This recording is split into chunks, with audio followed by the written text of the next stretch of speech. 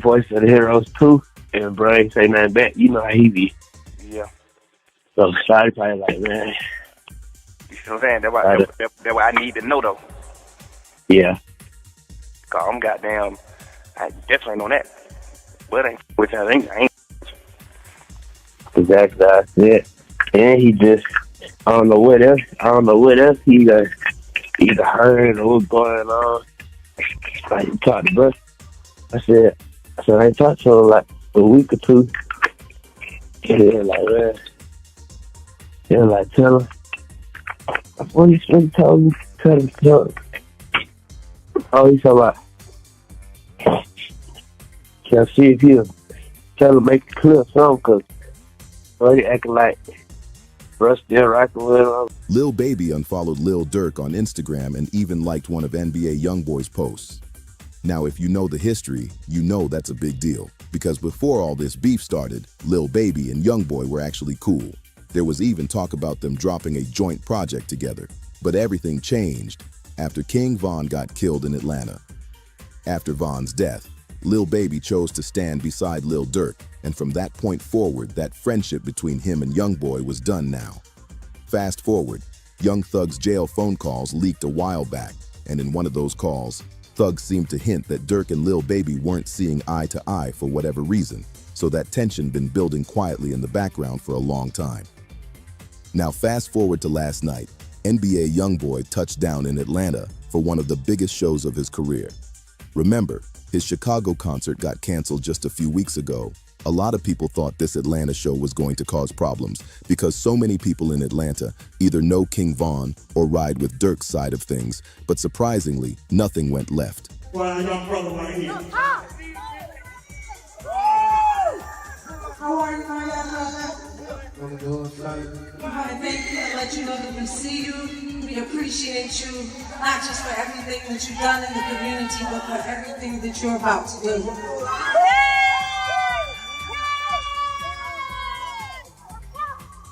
We want you to know that we recognize the power that you possess. No drama, no fights, just pure energy and a lot of love from the fans. The entire arena was packed wall to wall, with people screaming his name and singing every lyric word for word.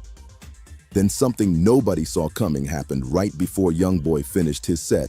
A group of Fulton County officials, including the judge, the commissioner, and several others came on stage and presented him with the key to the city. Out of all the artists from Atlanta, they gave it to NBA, YoungBoy, a Baton Rouge native that's been in public beefs with several Atlanta names as soon as it happened. The crowd exploded. People couldn't believe it.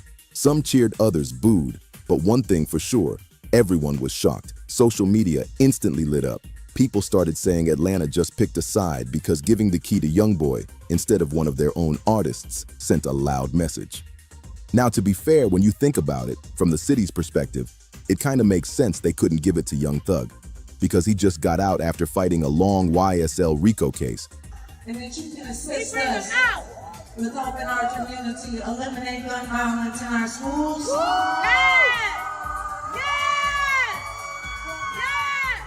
And help us create a safe environment for our children and the future of this community. I really appreciate you for it. And while y'all doing this for me, I want to say something, because I want to be honest with y'all. No, I don't tell guys no more. And my lyrics, I haven't cleaned my lyrics up. They still kind of horrible, very violent. They couldn't give it to Lil Baby because rumors been swirling for years that 4PF might be next on the Fed's radar, and they couldn't give it to 21 Savage because his camp been linked to street beef. And the city's goal right now is to push peace and stop gun violence. So from a political standpoint, the safe choice was NBA YoungBoy, because for the past 3 years, he's been publicly saying, "Stop the violence." He's been using that phrase in interviews, songs, and live streams. And even if people question how serious he really is about it, he's been consistent with that message. And that's what the city wanted to promote. And let's be honest, YoungBoy's influence right now is on another level. He's not just popular. He's a movement. His fans are some of the most loyal in the world. They treat him like a god of this generation. Besides Drake, and maybe Playboy Cardi, nobody's doing numbers like YB. He drops albums without major promo. and they go #1. He's selling out shows after being gone for years. His fans waited a long time to see him live, and now that he's back, he's owning the moment. He's the voice of the youth right now. And the city knows if you want to reach the younger generation, you have to connect with the people they actually listen to. But I'm aiming to do the right thing. I'm on the right track. It ain't really nothing gonna stop that. Get them all over. I talk about I'm gonna love. Ain't they gonna get in between. So I just wanted to be honest with you. But I really appreciate this. So the next step is fixing my legs. The guns, they've been off my road. I'm protected, but I don't really keep it in my hand like that. And I think you should keep it that way too on some real nigga shit, my friend. I'm gonna let you finish that. So from that angle, giving him the key to the city was a smart strategic move by Atlanta. But still, YoungBoy gon' be YoungBoy as soon as he got that key. And before the officials could even walk off stage, he turned around, grabbed the mic, and performed I Hate YoungBoy, the same diss record aimed at Lil Durk, King Von Gucci Mane, and even Lil Baby. And to make it even more disrespectful, Lil Tim was right there on stage beside him. Now, if y'all been following the tour, you know Lil Tim been performing with YoungBoy every night since it started. So this wasn't new, but the timing made it hit different. Imagine city officials standing there smiling 1 second, and then YB drops a song, dissing multiple Atlanta rappers the next. The crowd went insane, screaming every lyric word for word, jumping, waving their phones and chanting YB's name. The energy was crazy. That performance sent a message to the whole industry. YoungBoy don't care about politics, don't care about who likes him or not. He's standing on what he stands on. And that night in Atlanta proved it all over again.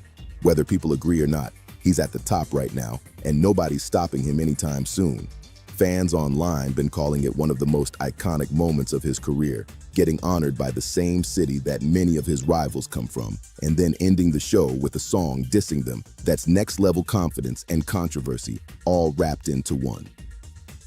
Now let's not forget what this means long-term too, because this might shift a lot of alliances behind the scenes. Some fans think this could cause more tension between camps, while others think it might actually push conversations about peace. Because even though YB stays dissing people, he's also been talking about staying out of beef and focusing on music. He even said multiple times in interviews he's trying to grow as a person. So maybe deep down, this was just about putting on a show and keeping the fans entertained. Either way, that night in Atlanta will be remembered for a long time. So what y'all think was Atlanta, right, for giving YoungBoy the key to the city? Or did they just start a new wave of controversy in the rap game?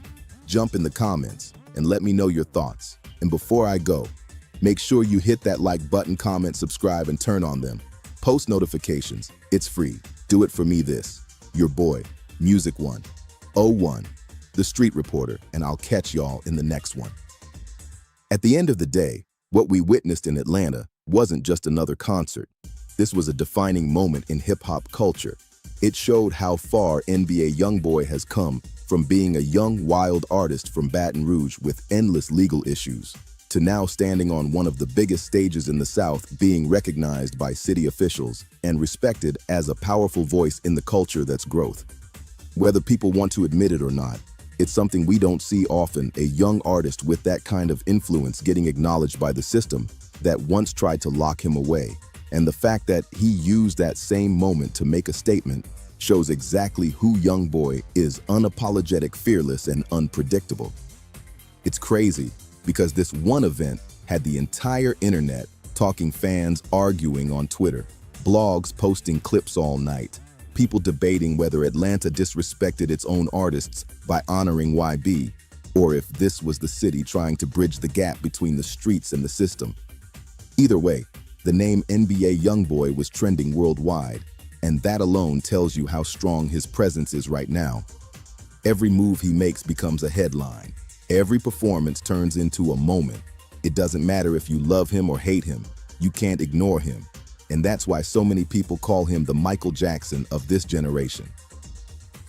Now the real question is, what happens next? Will Durk respond? Will Lil Baby speak on it? Will other Atlanta artists feel some type of way? Or will this moment actually bring something positive? Maybe inspire real conversations about stopping the violence, because deep down, that's what everyone keeps saying. They want change, peace, growth. The city even said that's the reason they gave YB the key. So maybe, just maybe, this will start something bigger than music. Maybe it'll show that no matter how divided things seem, hip-hop still has the power to bring people together, even if it starts with a little controversy. But one thing is certain, NBA YoungBoy just stamped his name in Atlanta history forever. He performed in the heart of his rival city, got honored by the officials, then turned around and showed the world that no matter what they say, he runs this generation. His influence is unstoppable, his fan base is untouchable, and his confidence is unbreakable. Salute to YoungBoy for the moment, and salute to the culture for giving us another wild, unforgettable chapter in hip-hop history. This your boy, Music 101, the street reporter signing out. Make sure you like, comment, subscribe, turn on post notifications. It's free. Do it for me, and I'll catch y'all in the next one. Thick bitch ass nigga. All you YB fans, you bitch ass nigga better block me today, nigga. This little bitch ass nigga on this whole payment, doing all type of G Money. Been said finna get on that Fredo shit, nigga. Stamp you niggas. Nah, for real. Hello, NBA YoungBoy just snapped on a Dallas rapper, and the footage is straight chaos. The leaked clip shows YB and his crew catching Montana 700 backstage at one of YoungBoy's own shows, giving him a hard reminder about some slick talk from years ago. Back in 2021, Montana wasn't even known like that. Just another local dude running his mouth online.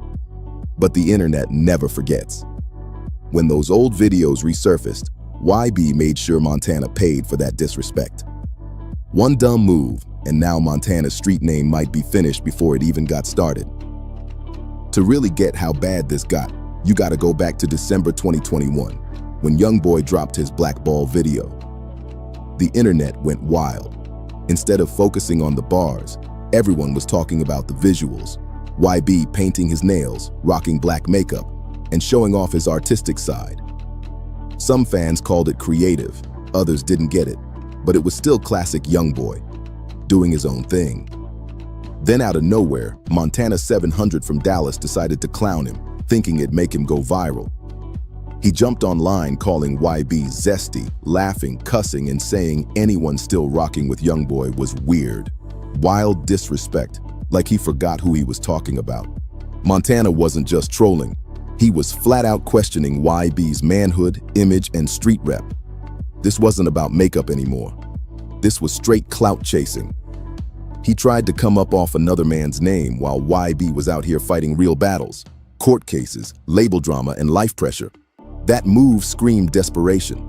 Back then, Montana 700 had no hits, no name, and no street weight. Just another internet talker trying to build fame by disrespecting someone with a legacy. But the streets never forget, and neither does YoungBoy. Fast forward to now. All that energy Montana threw out came right back to haunt him. When YB finally saw him backstage, he didn't hesitate. Things got real physical, and Montana left knowing exactly what happens when you test the wrong one. Montana really thought that old video was buried. He probably figured YB would never see it, let alone care. But fame has a way of digging up your past when you least expect it. By 2024, Montana started getting small buzz in Dallas. A few blog posts, a few shows, nothing major. But once the internet found that old clip, it was over. The video spread everywhere. Hip-hop pages, blogs, Twitter threads, all tagging both rappers non-stop. Some fans laughed, saying he had it coming, while others waited for YB to respond. And through all that noise, Montana sat calm, thinking the storm would pass. But in this game, there's one rule you never break. Don't disrespect a man whose name still runs the streets. Never underestimate NBA YoungBoy's memory. Disrespect don't expire. Once you say something foul, that energy stays out there until it's handled. Montana really thought time would make it disappear, but YB ain't built like that. He remembers everything. And to make it worse, that old video popped back up right when YB was in full beast mode. This wasn't the 2021 YoungBoy dealing with court cases and label stress.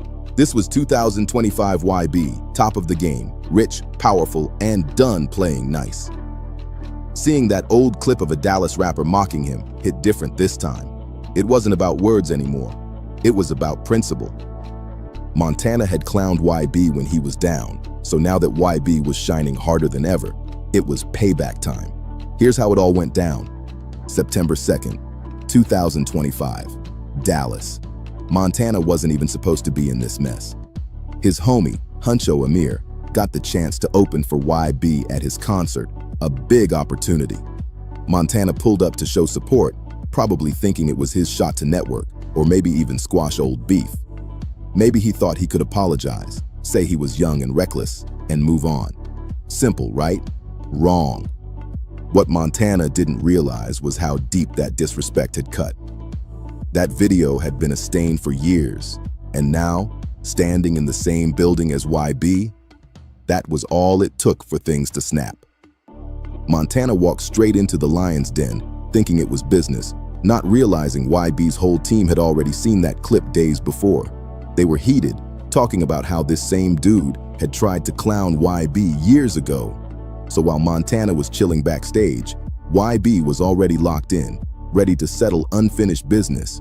And when YoungBoy feels disrespected, he don't forgive, he don't forget, and he definitely don't wait. Every single person who ever laughed when he was down gets marked in his mind. And when he catches you, he reminds you why he runs the game. When Montana's 700's name popped back up, it wasn't just random. He was already on YB's list. And this is where things got messy fast. Montana's homie, Huncho Amir, was the one actually booked to perform that night. A big moment for his career.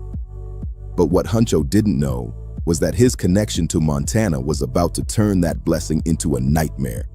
The tension was already in the air before they even entered the venue.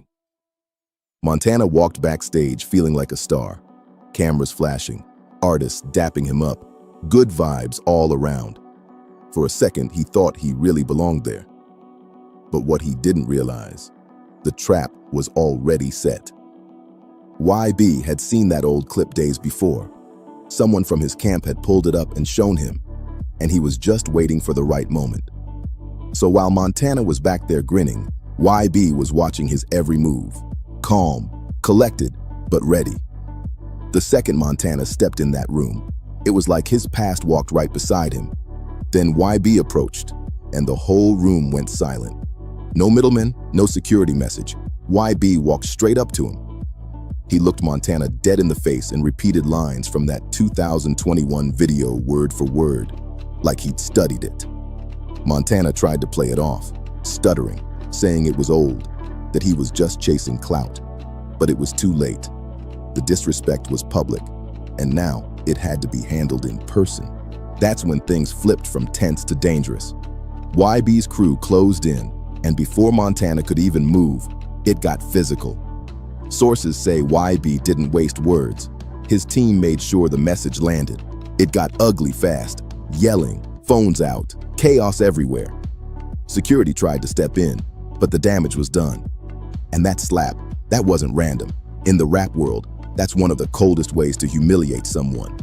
Right there, in front of everyone, Montana got reminded exactly who he disrespected.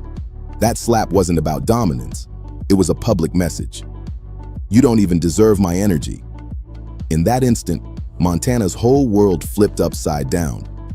Just hours before, he was hyped about dropping new music, making connections, maybe even fixing old beefs. But now, he was standing there, embarrassed and exposed, checked by one of the biggest names in the game, right in front of everyone who mattered.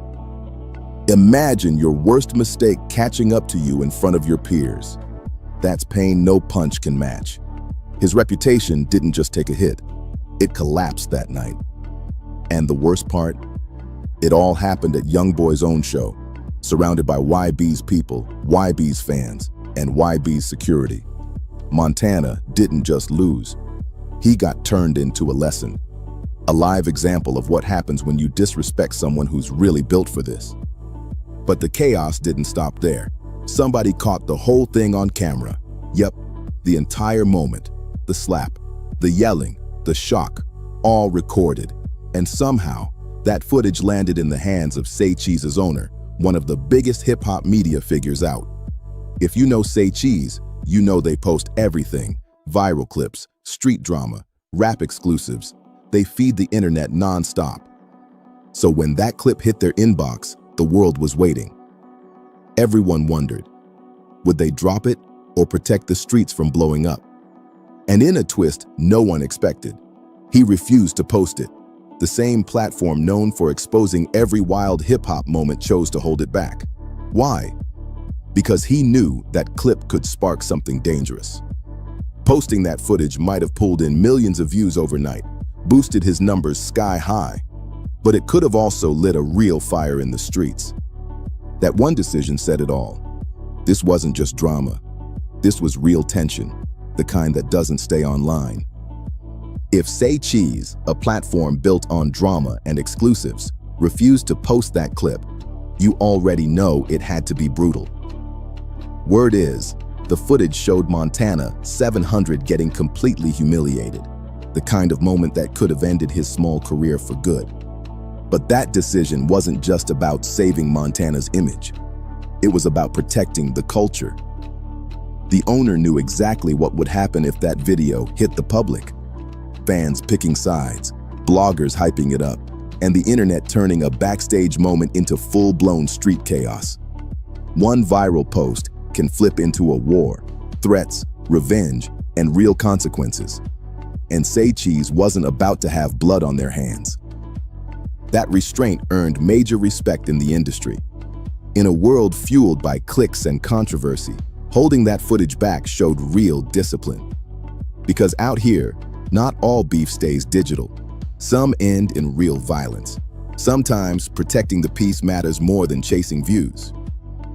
Still, everyone in Dallas knew that tape was real. Sitting somewhere on a hard drive, locked away. Montana knew too. Imagine living with that pressure, knowing one leak could end your whole image forever. Every phone notification, every trending topic probably had him sweating, wondering, is this the day it drops? Even without the footage, word spread fast. Blogs started posting about the alleged beatdown, fans debated nonstop, and everyone wanted confirmation. That's when YoungBoy made his move, quiet but cold. Instead of speaking, YB went online and liked one of the posts about the incident. Just a single tap, no caption, no statement, no rant. But in hip-hop politics, that like meant everything. It was a message. Yeah, it happened, and I stand on it. That silent cosign hit harder than any diss track. In one click, YB told Montana, the industry and the streets, don't play with my name ever again. YB's message was simple and deadly. I see everything. I remember everything. And if you cross me, business gets handled. That quiet confirmation hit harder than any video ever could. Silence mixed with power? That's more intimidating than 1,000 words. Even without the footage, everyone knew YB handled it his way. He didn't hop on live, drop a diss, or flex online. He just let that one do the talking. Calm, confident, and calculated. A move that showed he didn't need to explain himself. The culture felt it instantly. That moment wasn't just about Montana anymore. It was a warning to everyone watching. Disrespect NBA YoungBoy, and there's always payback. Maybe not today, but one day, because the internet forgets. But YB never does. After word spread about the backstage situation, Montana's career started crumbling fast. Even without the video, too many witnesses saw what went down. Promoters whispered, artists backed off, and blogs ran wild with the story. In hip-hop, respect is currency, and Montana lost his bag overnight. He went from acting tough in videos to being the guy everyone clowned behind closed doors. The Dallas scene turned cold. Promoters stopped booking him, and other rappers didn't want his name tied to theirs. Nobody wants smoke with YB, even by association. It made Montana look messy, risky, and off-brand. Now his team's probably in meetings trying to figure out how to rebuild what's already gone. But how do you fix an image shattered in front of the whole industry? You can't. That humiliation sticks. Every show, every interview, every stage, people will whisper about that Dallas night. And the truth is, this hit him deeper than his career. When you get pressed like that in front of peers, it crushes your pride. He's not just fighting for his rep, he's fighting to feel respected again. But here's the real takeaway. This wasn't just a random altercation. It was a reality check for the whole rap game. Disrespect might get you clicks for a moment, but in the streets and in this culture, every action has a price. And NBA YoungBoy always collects. Montana tried to go viral by clowning someone way more powerful, and it blew up in his face. The lesson? Respect still matters. No matter how high you climb or how much clout you chase, you can't play with someone's name and think it'll go unnoticed. In this game, every word lives forever. Back in the day, you could talk slick in private and maybe get away with it. But now, everything's digital and permanent. Every live stream, every tweet, every harmless joke gets saved, reposted, and eventually comes back to haunt you. Once the spotlight hits, there's no hiding from your past. For new rappers on the come-up, this is a hard truth. Think before you speak. That little video Montana made back in 2021 probably felt like nothing at the time. Just another hungry artist chasing attention. But that joke became the mistake that cost him everything. The same clout he wanted turned into the reason his career crashed. This whole situation shows how power really works in hip-hop. When you're at the top like YB, you move on your own terms. You choose when and how to respond. But when you're still coming up, you don't get that privilege.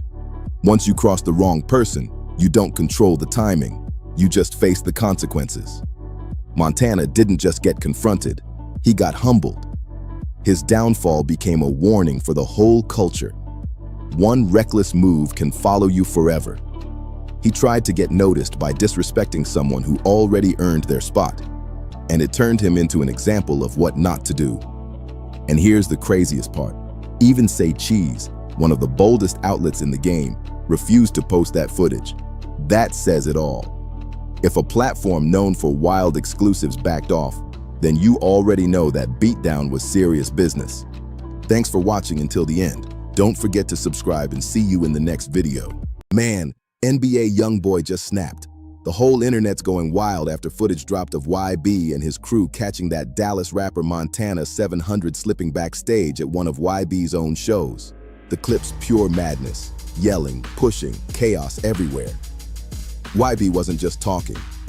He pressed Montana face to face about that slick trash talk from way back, and it was crystal clear he wasn't letting that slide. See, this beef didn't start overnight.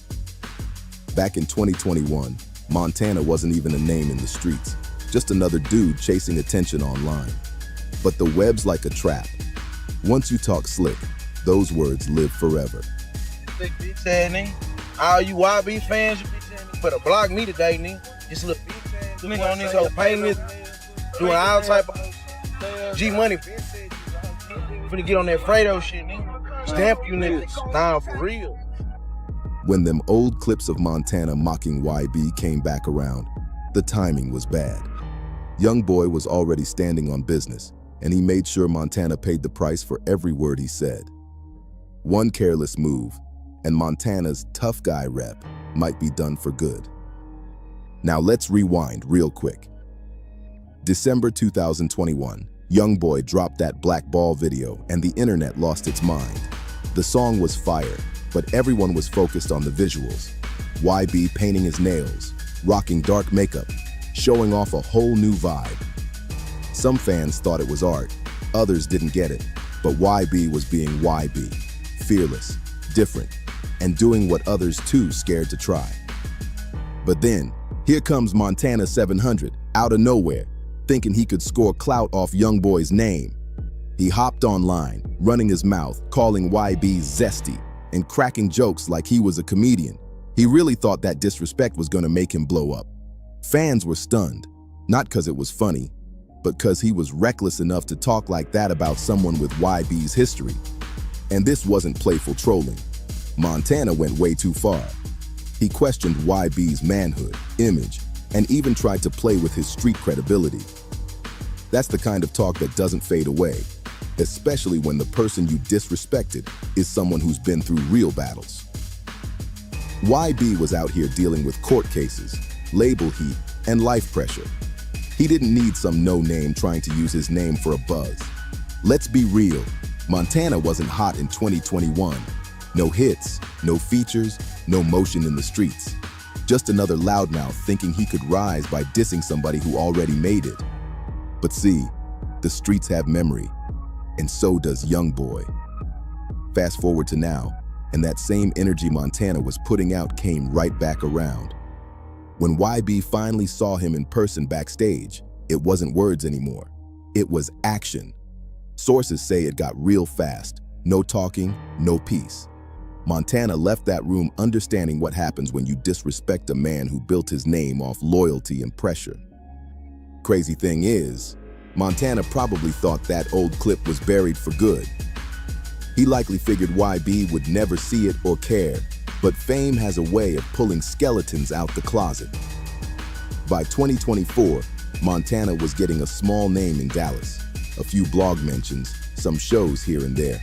But that old video came crawling back at the worst time. Once the internet dug it up, it exploded all over hip-hop pages, YouTube, and social media threads. Fans were tagging both rappers nonstop, waiting for YB to respond. Some said he deserved it. Others joked Montana should have stayed quiet. But one thing became clear: you can't disrespect someone whose name still rings heavy in the streets and expect peace. Never, ever underestimate NBA YoungBoy's memory, because disrespect don't come with an expiration date. Once you throw shade his way, it sticks like glue until he decides to settle it. Montana 700 really thought that old slick talk had faded into history, but YB? Nah, he's not built for letting things go. That man remembers everything. And the wild part? That same dusty video popped back up right when YB was in full beast mode. This ain't the stressed out 2021 version fighting court cases and label pressure. This is 2025 YoungBoy, rich, calm, powerful, and fully in control. So when that old footage of a Dallas rapper clowning him started circulating again, it wasn't about no words anymore. It became about respect. See, Montana laughed at YB when he was down bad. But now that YB's on top of the world, it's payback season. This time, YB had the upper hand. The fame, the money, the loyalty, and the pressure to remind folks what happens when you cross it. And when that chance finally came, he didn't hesitate for 1 second. Here's how it all went down. September 2nd, 2025, Dallas, Texas. A night that was supposed to be all about music turned into straight chaos. Montana wasn't even supposed to be part of the lineup. His homie, Huncho Amir, had landed a big break, opening for YoungBoy, which could have boosted his name in the city. So Montana showed up all smiles, thinking it was just business, maybe even a chance to make peace.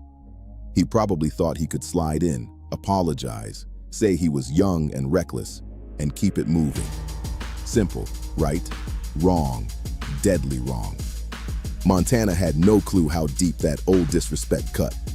That clip had been floating around for years, a stain on YB's name that fans never forgot.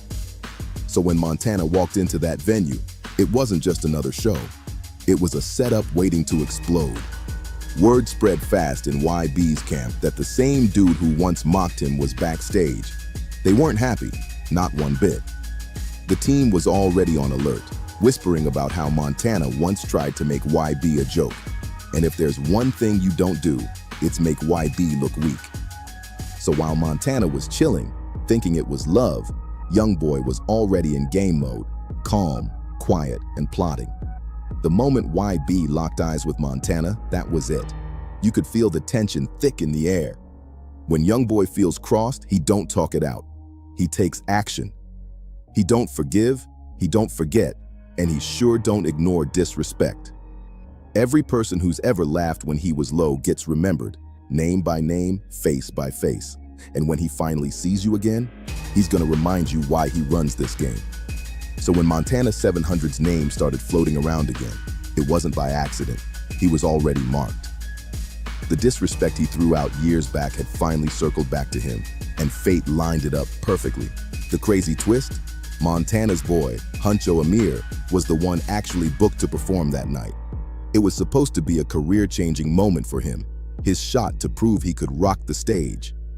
But the second YB found out Montana was tagging along, that good moment turned into a trap with no escape. Before anyone even stepped on stage, the energy was off, tense, heavy, like everyone felt something was about to happen. Montana strutted backstage with confidence, shaking hands, laughing, cameras flashing, thinking he was part of something big. But what he didn't know was that every step he took was being watched.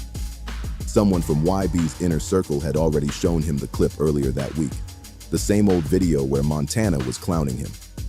YB didn't forget. He just waited, calm, collected, ready to strike when the time was right. And the second Montana stepped through that backstage door, it was like karma walked in right beside him. All that old talk, all that fake laughing, it finally came back full circle. And YB was standing right there, ready to remind him exactly who he was dealing with. Then it happened. YB stepped forward, and the whole room froze like time itself stopped. No middlemen, no security warnings, no talk it out. YoungBoy walked straight up, face to face with Montana. The tension was thick enough to cut with a knife. YB stared him dead in the eyes and started repeating those same lines Montana had said back in that 2021 video, word for word. It was like he'd memorized every disrespectful syllable. The crowd was dead quiet, all eyes locked on them. Montana tried to laugh it off, stuttering, saying it was old, and he was just chasing some clout back then. But it was way too late. Once you disrespect a man like YB in public, you can't take that back. The internet saw it, the streets remembered it, and now the man himself was standing right in front of you, demanding that same energy. That's when things went from tense to straight dangerous. YB's crew moved in, tightening the circle like wolves closing in on prey. Before Montana could even take a step, it turned physical. No long talk, no second chances, just straight action. Eyewitnesses said YB didn't say much. He just let his people handle it. The air filled with shouting, phones recording, chaos breaking out all around. Security tried to rush in, but by then, the message was already delivered loud and clear. And that slap, oh, that slap wasn't random. That was symbolic. In the rap world, that's one of the coldest ways to shut somebody down without even breaking a sweat. It wasn't just about pain. It was about humiliation, dominance, and power. Right there, in front of cameras and peers, Montana got humbled by the same man he tried to clown years ago. That slap was saying one thing loud and clear: you don't even deserve my time. It was disrespect flipped back 10 times harder. Just hours earlier, Montana was smiling, talking about new music, new opportunities, maybe even patching things up with folks he'd wronged. But after that moment, his whole world came crashing down. The look on his face said it all: embarrassment, regret, shock. He stood there surrounded by YB's team, his fans, and his own peers, watching his street rep crumble in real time. He didn't just take an L, he became a public example. That night, Montana 700 wasn't a rapper, he was a warning. A reminder that words have weight when you're talking about someone who's really built for this life. And the craziest twist, someone caught the whole thing on camera. Every second, the silence before it happened, the slap, the yelling, the reaction, all of it recorded. That clip was hot property the moment it existed. Before long, it ended up in the inbox of Say Cheese's owner, one of the biggest hip-hop media giants out there. You know Say Cheese don't miss. They post everything, from viral moments to full-blown rap beefs. They run the internet streets. So when that footage landed in their hands, everybody was holding their breath. The fans waited, blogs whispered, YouTube reactors prepped thumbnails. Everyone wanted to see it drop. But then came the shocker of the century. Say Cheese refused to post it. Yeah, the same platform known for airing out every single controversy just said no. That move alone spoke volumes. you know it had to be bad, not just embarrassing, but dangerous. Insiders say the clip showed Montana getting straight humiliated. No defense, no comeback, no recovery. If that video had gone live, it could have ended whatever career he was trying to build before it even started. But the owner of Say Cheese didn't hold it back for clout. He did it to protect something bigger. He knew what that footage could spark. That kind of video doesn't just go viral, it starts fires. Fans would have split sides, the blogs would have gone crazy, and before long, the situation could have turned from internet drama to real street chaos. Because in this culture, one viral clip can flip everything. It can lead to threats, revenge, and people moving reckless trying to prove a point. And Say Cheese wasn't about to let that fall on their platform. Choosing not to post that footage said one thing loud and clear. This wasn't just entertainment anymore. If a platform like Say Cheese, built on exposing drama and feeding the culture non-stop, decided to draw the line, then you already know that footage had to be brutal. Word around the industry is it showed Montana getting publicly checked, humiliated, and silenced in a way that could have destroyed his name completely. That move earned major respect for Say Cheese across the whole industry. In a world where people will post anything just to go viral, showing that kind of restraint was rare and powerful. It proved that not every story needs to be told, especially when real lives could be affected. Because out here, not every beef stays digital.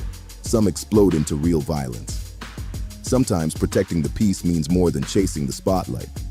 Still, everyone in Dallas knew that clip was real, sitting somewhere on a hard drive, locked tight. And best believe, Montana knew it too. Imagine the kind of pressure that brings. Every time his phone buzzed, every trending topic with his name on it probably made his stomach drop. Living day to day wondering, is this the day it leaks? That kind of stress eats at your soul. Even without the footage dropping, the word spread like wildfire. Whispers turned to headlines, and blogs were quick to post alleged backstage beatdown stories. Fans flooded comment sections debating if it really happened. But then, YoungBoy made his move. Silent but deadly. No rant, no interview, no diss track, just one single action that shook the internet. He went online and liked one of the biggest posts about the altercation. That's it. No caption, no emojis, no shade, just a simple tap. But in hip-hop, that one move said everything. That like wasn't random, it was a message. A silent confirmation from the man himself. Yeah, it happened, and I meant every bit of it. That single gesture hit harder than 100 bars. In that moment, YB spoke loud without saying a word, letting everyone, Montana, the industry, and the streets, know he stands firm on what he does. It wasn't about clout or showing off. It was about power and presence. YB was basically saying, I see it all.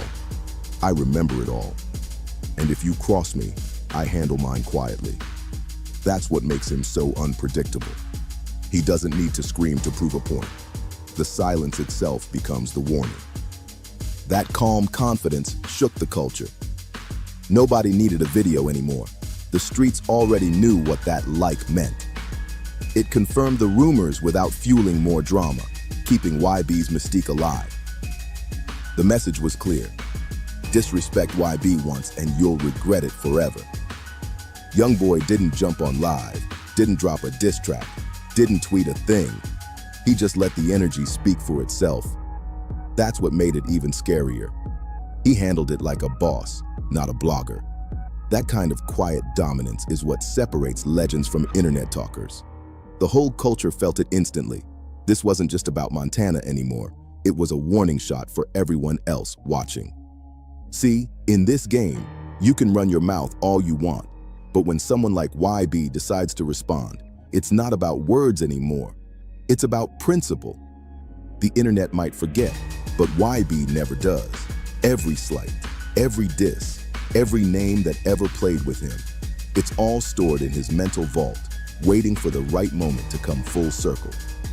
And once the news of that backstage encounter spread, Montana's world started falling apart. Fast. even though the footage never surfaced. Too many witnesses saw it go down. Promoters started whispering, artists distanced themselves, and social media couldn't stop talking about it. In hip-hop, your reputation is your currency, and Montana's value dropped overnight. He went from being the loud guy online to the one everyone quietly joked about behind the scenes. The Dallas scene got cold on him quick. Promoters stopped calling, artists stopped collaborating, and even folks who used to hang around him didn't want their name linked to his.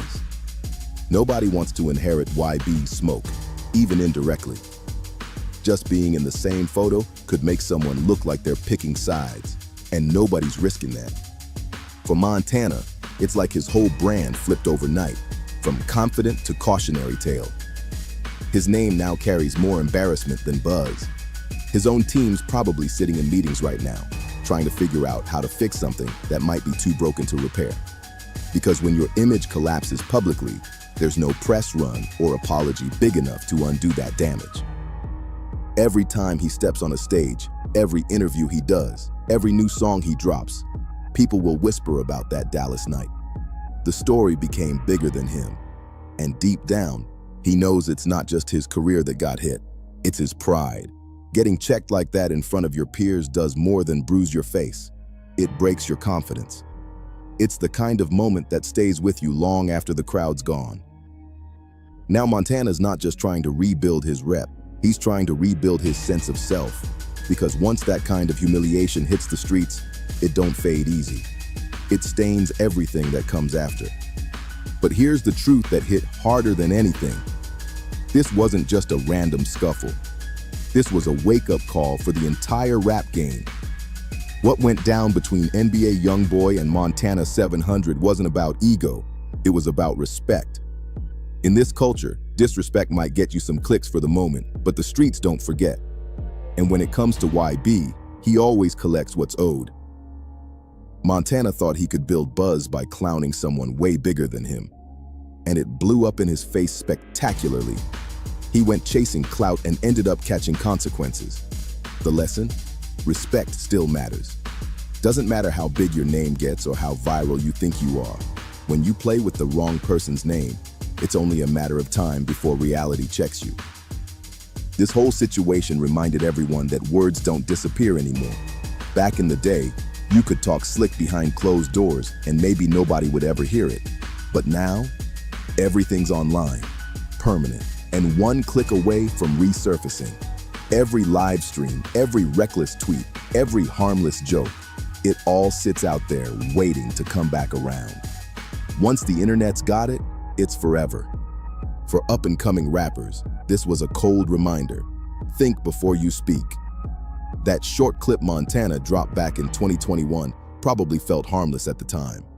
Just another artist chasing viral fame. But that one little video became the grenade that blew up his whole image. The same clout he wanted so bad turned into the very reason his career crashed down. And that's the dark truth about this industry. Fame moves fast, but consequences move faster. When you're on top like YB, you get to move on your own time. You pick when and how to respond. But when you're still trying to climb, you don't get that control. Once you cross someone who's already earned their stripes, you don't get to choose when the payback comes. You just deal with it when it lands.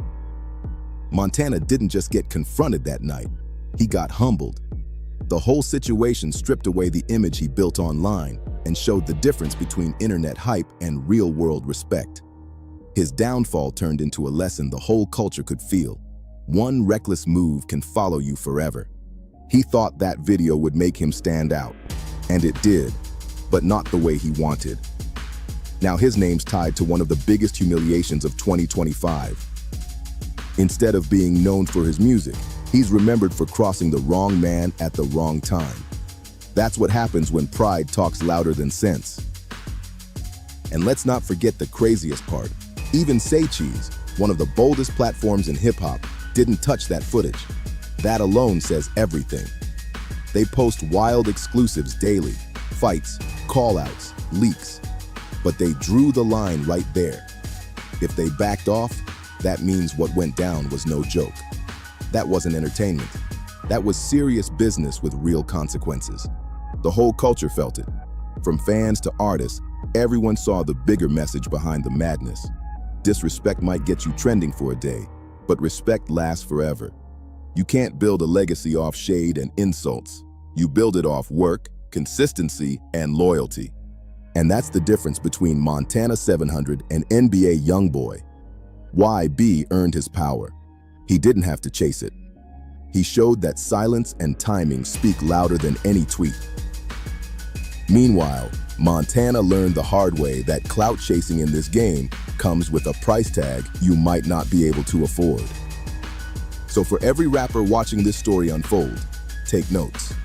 Because one careless word, one disrespectful joke, or one old clip can be the moment that ends your run before it even begins.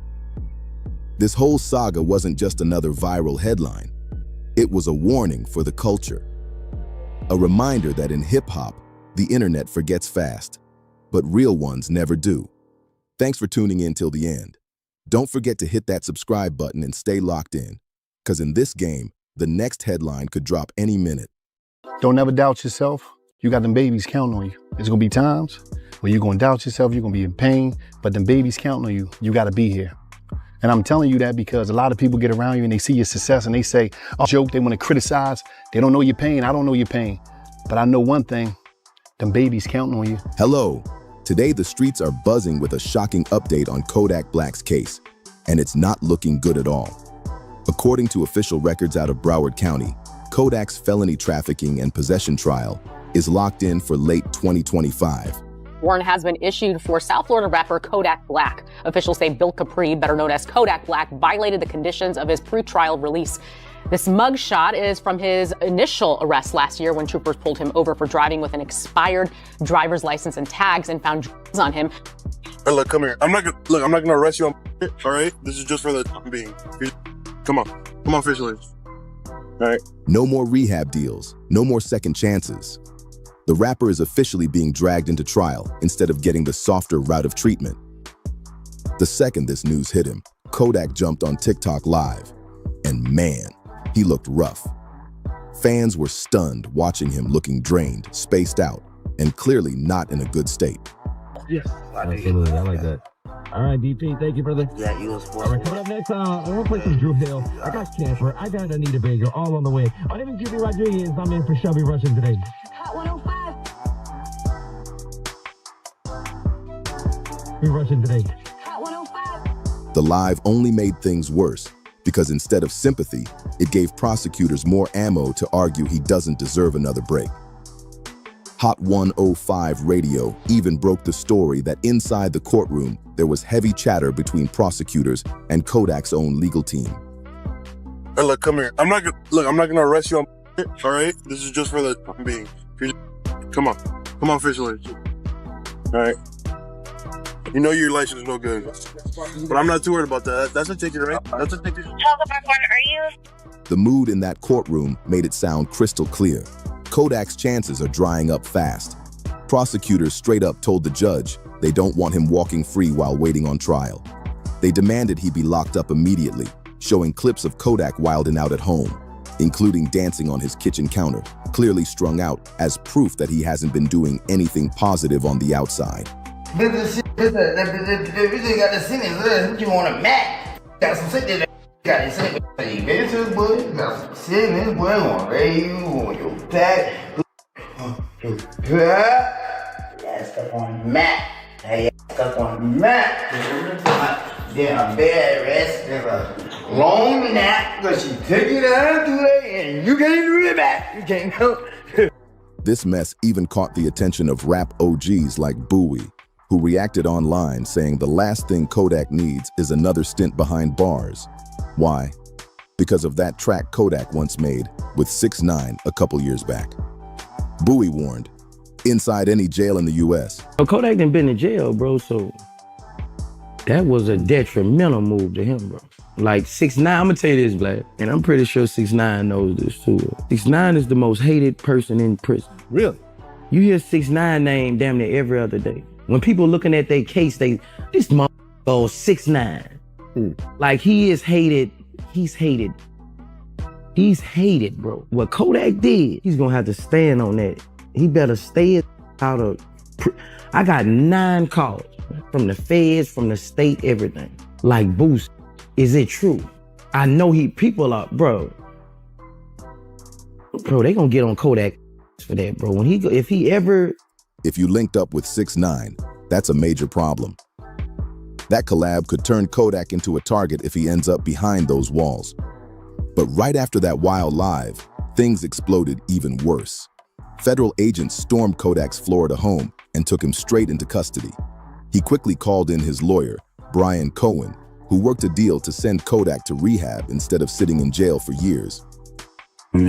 I was on I was asleep in front of my family house, bro. That's it. I was on that drink, sleep in front of my people's house. But that ain't illegal. And that ain't illegal. So all that shit is just the process. The process that it had to be in other mud shot. The process that even though like bogus is I'm plastered all over the internet.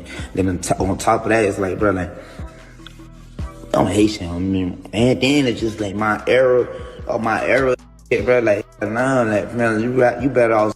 That move gave him some breathing room and actually helped for a while. Because for 2 whole years, Kodak really did change. His music career went quiet. No new hits, no chaotic IG lives, and many people even forgot about him. But behind the scenes, Kodak was working on himself. Kodak, whose real name is Bill Capri, faced a judge Tuesday in Orange after turning himself in following an arrest warrant issued for violation of his pretrial release. Authorities said he tested positive during a random test earlier this month. What is this? Unjust and not right about this situation. Black, addressing the judge after the pretrial release technician testified he may have mixed up the samples between Black and another patient. There's no way you tested positive. We can resolve that by way of a hair sample. I understand that. Judge Barbara Duffy then asking for a hair sample today to clear up the alleged mix-up, which Black refused, rather choosing to check into the Legacy Rehabilitation Facility for 30 days as part of his pretrial release. Getting healthier, staying focused, and for the first time in a long time, he looked like he was on the right track. But then came 2025, and Kodak threw it all away. He got caught up on the exact same trafficking and possession charges all over again. You can't always say it, but at times when it feels good, that's what you say sometimes. Yeah. But this time, he made a huge mistake. He documented his own usage on social media. Every post, every clip, every reckless moment was being saved and tracked. The feds built a giant case against him, collecting everything he showed the world himself. That evidence file is what's now pushing this case forward. And it's brutal. What started as a rehab comeback story has flipped into a nightmare. And now Kodak's future is hanging on what happens when that trial begins. After Kodak finally got released. Say y'all people like who be on that, y'all be on all type, y'all be on shit, all type of stupid. You know, but I take you one, and y'all be so hurt. Y'all wanna like it anyway. Yeah. Everybody else who be coming like on that timing, they ain't got no motion. They broke, they hurt, they something, or they trying to come into life some kind of way and trying to like look any type of look. Yeah, I could come in that way. Oh, I think you need help. Oh, look, bro, I try to like. And then he wasted no time jumping back into music. He dropped a track called Walk, and it went crazy, pulling in over 33 million views and sliding him straight back to the top of the charts. But with that success came a massive problem that would expose everything he had been hiding. Not long after, Kai Cenat invited Kodak onto his live stream. Everybody getting while we waiting on other people too, right? Other people, they don't know how to let time do its thing. Everybody like let time do it. Bro, time is the best. What you call it? Whether it's gonna heal or whatever it's gonna like, you know, let time do it. You gotta be patient. Love is patient. Love is kind. You know, like I'm saying, it makes absolutely zero sense. No sense at all. Or try to approach the situation with any type of aggression. The whole world. A move that fans thought would be nothing but good vibes. But when Kodak pulled up to Kai's spot, things went left instantly. He showed up sweating heavy, swatting at things that weren't even there, mumbling random words, and acting so off that Kai himself looked spooked on camera. At one point, Kodak started rambling wild lines like, his name was Bubble. Hey. Everybody on, you met me on, you tuned, everybody again, while we waiting, while we just down here waiting on when we're going to. Oh, that bizarre energy had everybody online wondering if he was gone completely off the rails. And instead of laying low, Kodak made it worse the very next morning. He hopped on IG Live trying to clear the air. The wrong thing. Take a seat next to him. Take a seat next to him. Enjoy that food. Enjoy that. Take a seat next to him, brother. That part. Talk to the people. That part of the reason. I can't. Hold on, I want to be part of bro. Bro, I want to join that, bro. I'm going to be down here, bro. But ended up confessing that he took extra stuff before the stream. Basically, he told on himself, straight up confirming to the world and the cops that he was using again. Fans were crushed. Millions who had been rooting for Kodak's sobriety watched him blow it in front of the whole world. The clips went viral, and instead of shaking it off, Kodak spiraled deeper. Just a month later, he jumped on IG Live again, saying out loud that he was waiting to pass away. Okay, so I thought Kodak was in Miami. I see he's in Atlanta. So I'm getting a flight down to Atlanta right now and do something. So anybody that's already down in Atlanta that knows him and knows anything about him, I know I said rappers and all that, but right now, I need y'all, man, to like really, y'all, you see me talking, I'm expressing myself. And look, man, please don't, I know I said a lot, and just let me go down there and go help this man out. That dark statement rattled fans even harder, but what made it worse was how it started.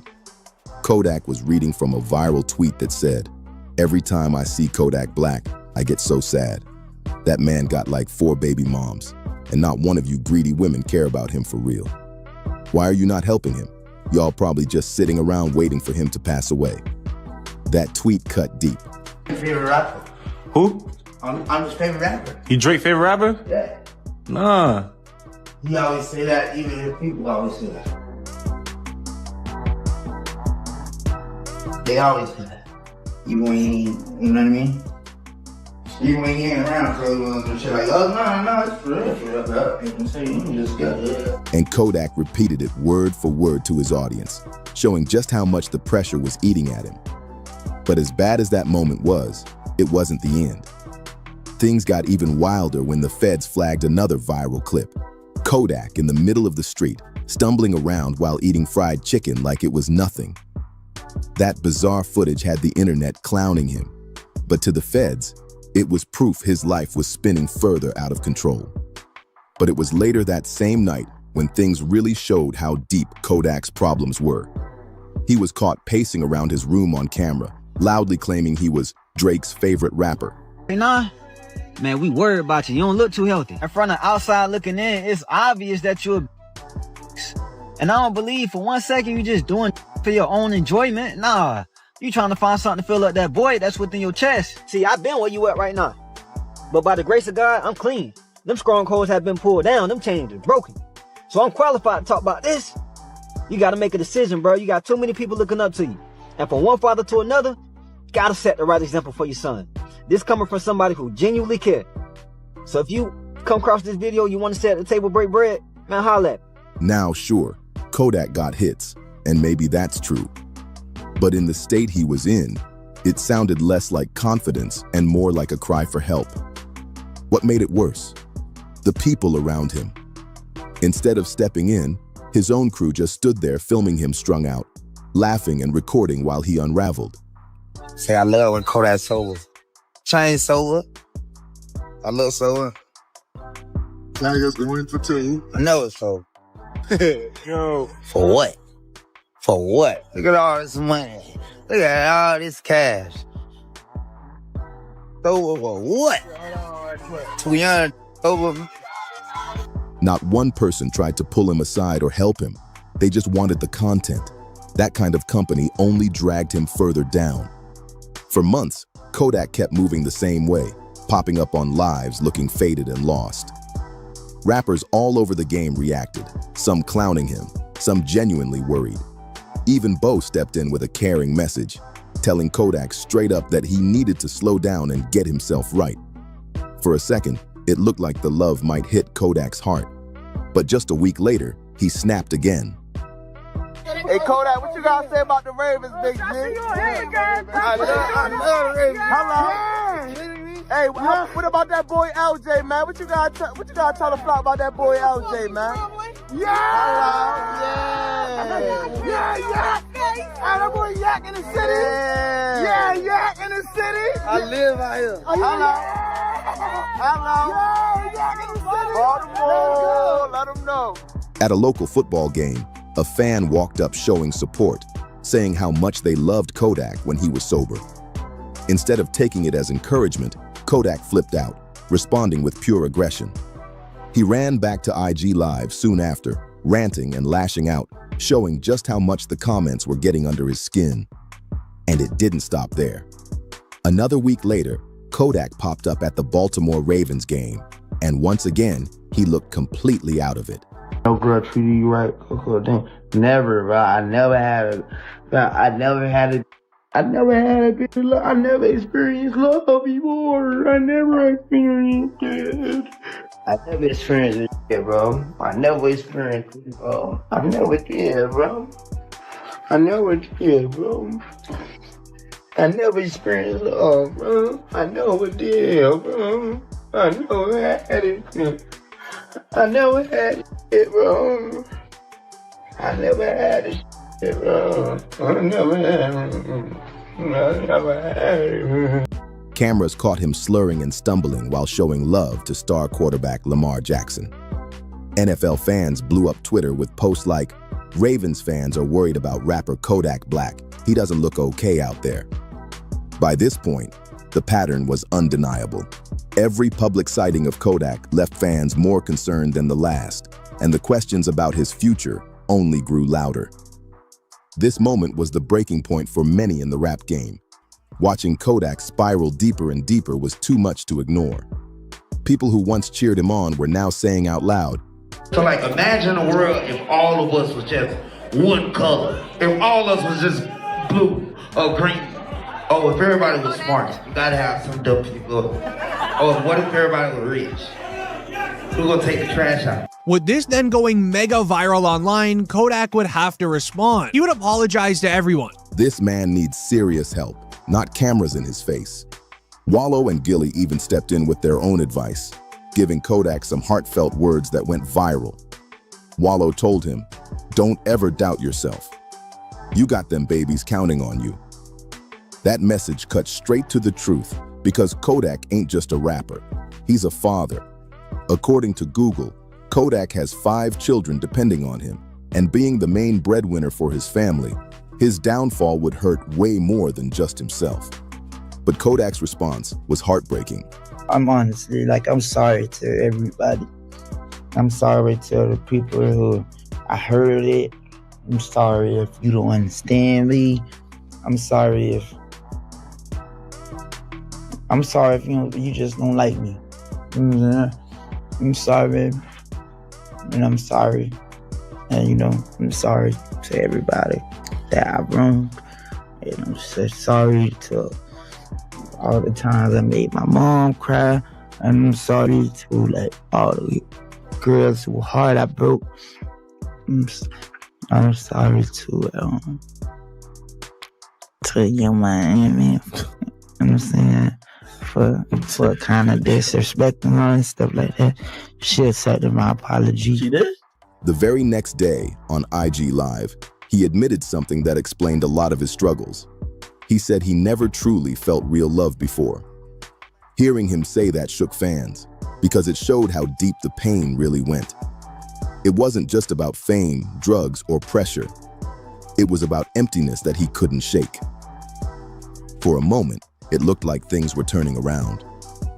After that talk with Wallow and Gilly, Kodak managed to stay clean for a few weeks, and people thought he was finally back on track. Yeah. I call you a real one. You know why you a real one? Cause I'm some whole kind of Kanye the only tell did it because he know he ain't a lot of the other look at me on the clip in her why Kanye like He even got invited to the White House, which should have been a career-defining moment. But instead of being proud, Kodak looked nervous and restless. Behind the scenes, whispers spread that he might have taken something just to calm his nerves before showing up. And when clips of him surfaced online, it instantly went viral. Feeling the pressure, Kodak hopped online again to apologize. He told fans he wanted to use his influence for positive change and admitted he was sorry for everything he'd put people through. Later that night, he doubled down with another apology, this time directly addressing Kanye West. Kodak said, "Kanye's a real one. You want to know why? He's the only guy who still likes Diddy. I'm pretty sure the feds are gonna seize all that boy's accounts. Kanye did some real stuff. And you know what? I'm gonna do a collab with you so we can get some money." That statement was wild enough to trend everywhere. But the scariest part is this. Every single one of these incidents, rants, and apologies is being collected by prosecutors. They're planning to show all of it to the judge in his case. Now the question everybody's asking is, should Kodak be locked up to finally learn his lesson? Or does he deserve one more chance at rehab? By the time 2025 rolled around, Kodak's life was split down the middle. Half the rap world wanted to see him bounce back, while the other half was convinced he was heading straight for disaster. And the feds. They were watching closer than ever, waiting for him to slip again. What really shook the streets was how every move Kodak made turned into a headline. If he went live looking spaced out, it went viral.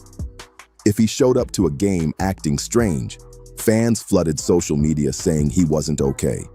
Even his apologies, no matter how real they sounded, ended up fueling the case against him. Prosecutors were painting him as reckless, unstable, and a danger to himself and others, and the internet clips made it hard to argue otherwise. Other rappers started to distance themselves. Some showed love from a distance, while others flat out cut ties, scared that Kodak's troubles might bring heat to their own names. Industry insiders even whispered that certain labels were hesitant to push his music because they didn't know if he'd be free long enough to promote it. Meanwhile, the streets kept debating the same big question. Should Kodak be locked up for good this time, or should he be given another shot at rehab? Some fans swore jail would only break him even worse, while others argued that rehab hadn't worked before, and prison might be the only thing that forces him to sit down and reset. But one thing was clear. Kodak's next trial wasn't just about the charges. It was about his whole future. With 5 kids depending on him, a career hanging by a thread, and the feds stacking evidence like playing cards, the outcome could either save him or end him. The world is watching to see if Kodak Black will finally rise again or crash out for good this time. As the trial date crept closer, the pressure on Kodak Black hit a whole new level. Every single move he made was being dissected by the media, the courts, and the fans. And just when it seemed like he couldn't get into more trouble, a new wave of chaos came crashing down. Federal reports started leaking online, showing that investigators had been tracking Kodak for months. They weren't just watching his lives and viral clips. They had phone records, travel logs, even financial trails that painted a picture of somebody living reckless while under investigation. Word spread that the feds wanted to prove Kodak wasn't just slipping up personally, but still caught up in the kind of activity that could bury him legally. Meanwhile, the rap world grew more divided than ever. Some artists spoke out saying Kodak was being targeted unfairly, treated harsher than other celebs because of his past. Others said straight up that he was blowing every opportunity and making the same mistakes again and again. Fans on social media fought back and forth daily, some begging the judge to send him to rehab, others saying prison was the only option left. But Kodak himself didn't stay quiet. He jumped back online in another shocking live, telling fans he felt betrayed by people he thought were close to him. He claimed the same friends who recorded him looking strung out were now feeding info to the feds, calling them snakes in my circle. That statement sparked rumors of backdoor deals and disloyalty inside his own camp. With his trial now weeks away, the tension is at an all-time high. The evidence file is stacked. The industry is watching from the sidelines, and the streets are buzzing with one question louder than ever. Will Kodak Black finally beat the system, or is this the case that takes him down once and for all?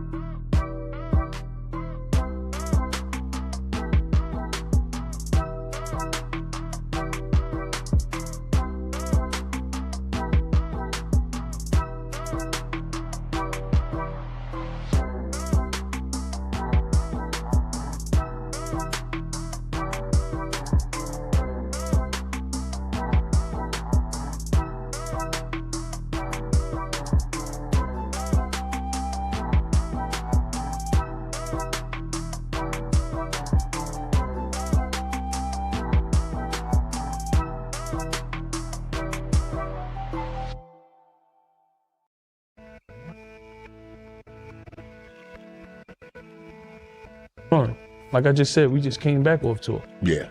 You know, we're fifth, and we still touring. Still. And I do my own tours too for people. Oh, yo. You see, I do my own tours. I did tours in Canada. I did a tour across the whole Germany and the Swiss Alps. And that's why I don't care about the hate. Cause I'm like, I got the possibility to do my own tour. Like something with Memphis Bleak. Memphis Bleak said to Nori, Yayo said Jay-Z didn't have us on tour like he did, or I eat my own halal. I eat my own halal too. If you want to say that, to Memphis Bleak, I just came off my last tour. All I'm saying is when you see Jay-Z in a setting, he never really, when he's doing a Beyonce show or whatever, you don't see Memphis Bleak on the stage and him being brought out. Jim Jones went off on Tony Yayo during Memphis Bleak's podcast, and things got messy quick. The wildest part, Memphis Bleak don't even rock with Yayo like that. So what sparked this chaos? Why did Jim snap like that in front of everybody? Let's break it down. Memphis Bleak been Jay-Z's right hand forever. That's family, no debate. But Yayo, he's been throwing shade at Hav for years. Everything y'all niggas do, I don't do. I do the other thing. Everything y'all niggas go across the street that way, I'm going up. Holla at your boy. I do other things, man. I don't do what y'all niggas do. I don't do what niggas do. I don't watch niggas' money. I don't care. I just do what I do. He even claimed Jay tried to block 50 Cent from doing the Super Bowl halftime show.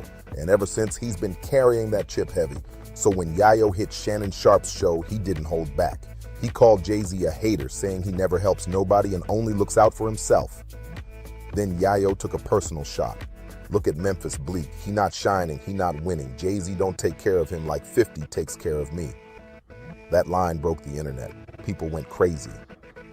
But let's be real, while bragging about who takes better care of you, that's not boss talk.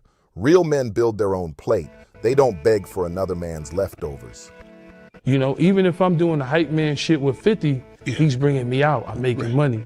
I'm going to... That's that man girl too. That's it. That's Hov's wife tour. Yeah, that's Hov. Yeah, Hov wife tour. So if Hov, I believe if Hov was out on his own, he would bring Bleak out. There is no need for him to bring Bleak in a situation where it looked like if this was last tour you're talking about with the Cowboy Carter. Right. Yeah. So to me, because I look at Bleak as a loyal guy, like I'm a loyal guy to Jay. But I look at like Fifth, my guy Hervé. One day we at TRL. And it's the young Gunners there. Yeah. And I'm talking to him about it. And Hervé says loud, you don't gotta worry about nothing. You got 50. Jay-Z doesn't do nothing for these guys like 50 does. And Hervé, I think he worked with them too. But he said that to me and that always stuck in my head. Rest in peace to him. That whole 50 feeds me more than Jay feeds Bleak talk sounded weak, and fans weren't feeling it, especially in hip hop, where standing on your own is everything. So when Bleak hit Drink Champs, he made it clear he wasn't chasing beef, but he wasn't about to let Yayo play with his name either. He said they were cool before, but after those comments, the love was gone. You could hear it in his voice, and calm but ready for smoke. And that's when Jim Jones stepped in, and boom, all hell broke loose. Difference between me and other niggas, right? Stack Bundles, one of my favorite rappers in the world. Rest in peace. Rest in peace. Ryan Squad. Rest in peace. Far Rock. You understand? Jim Jones, he had Stack Bundles, he had Max B. I looked at it like, great. You know, Stack's Bundles had a portion was still in the hood. No disrespect to Jim Jones. Fifth had me in Battery Park. I could walk out that barefoot. Get the socks. See, that's when a nigga love you, nigga. You can get the socks, nigga. Sneakers Dior, nigga. But I'm walking out there barefoot. That's when you know a nigga love you, boy. Because he making sure you don't get your shit split. Because you go back to 134, anywhere, Baisley, Brooklyn, shit get split. Once I got shit, nigga shot my shit up. Bentleys and all that. Y'all can get that sneaker, just toss that over there. My shit's official. You know what I'm saying? Yo, look, but nigga put me in position. Rest in peace of Stack, but Stack got killed in the project with a Porsche. Yeah. Nigga, come on, nigga, I'm from the hood, nigga. Y'all niggas thought, nigga. I done been around the Black Justice and seen the Preems and all that, nigga. The E-Money bags, all that, nigga. The younger niggas under that. Jim lit the fuse and turned the convo into a firestorm. Even if Bleak didn't say it directly, the vibe said it loud. Forget Tony Yayo.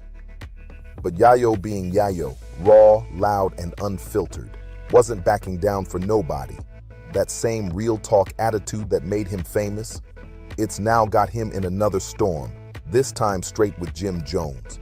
Something to say. I seen something Tony Yayo said, Hov don't look out for me like 50 look out for him. Oh, word? He said that? I just want to clear that up. Hov don't have to. All right. You know what I mean? All right. Okay. I'm chewing a lie on my own. Right. If Hov look out, I'm telling you, I'll be up there.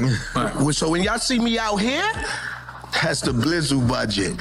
But back to you, I'm sorry for cutting you off, but I just want to let niggas know Hov don't have to. Right.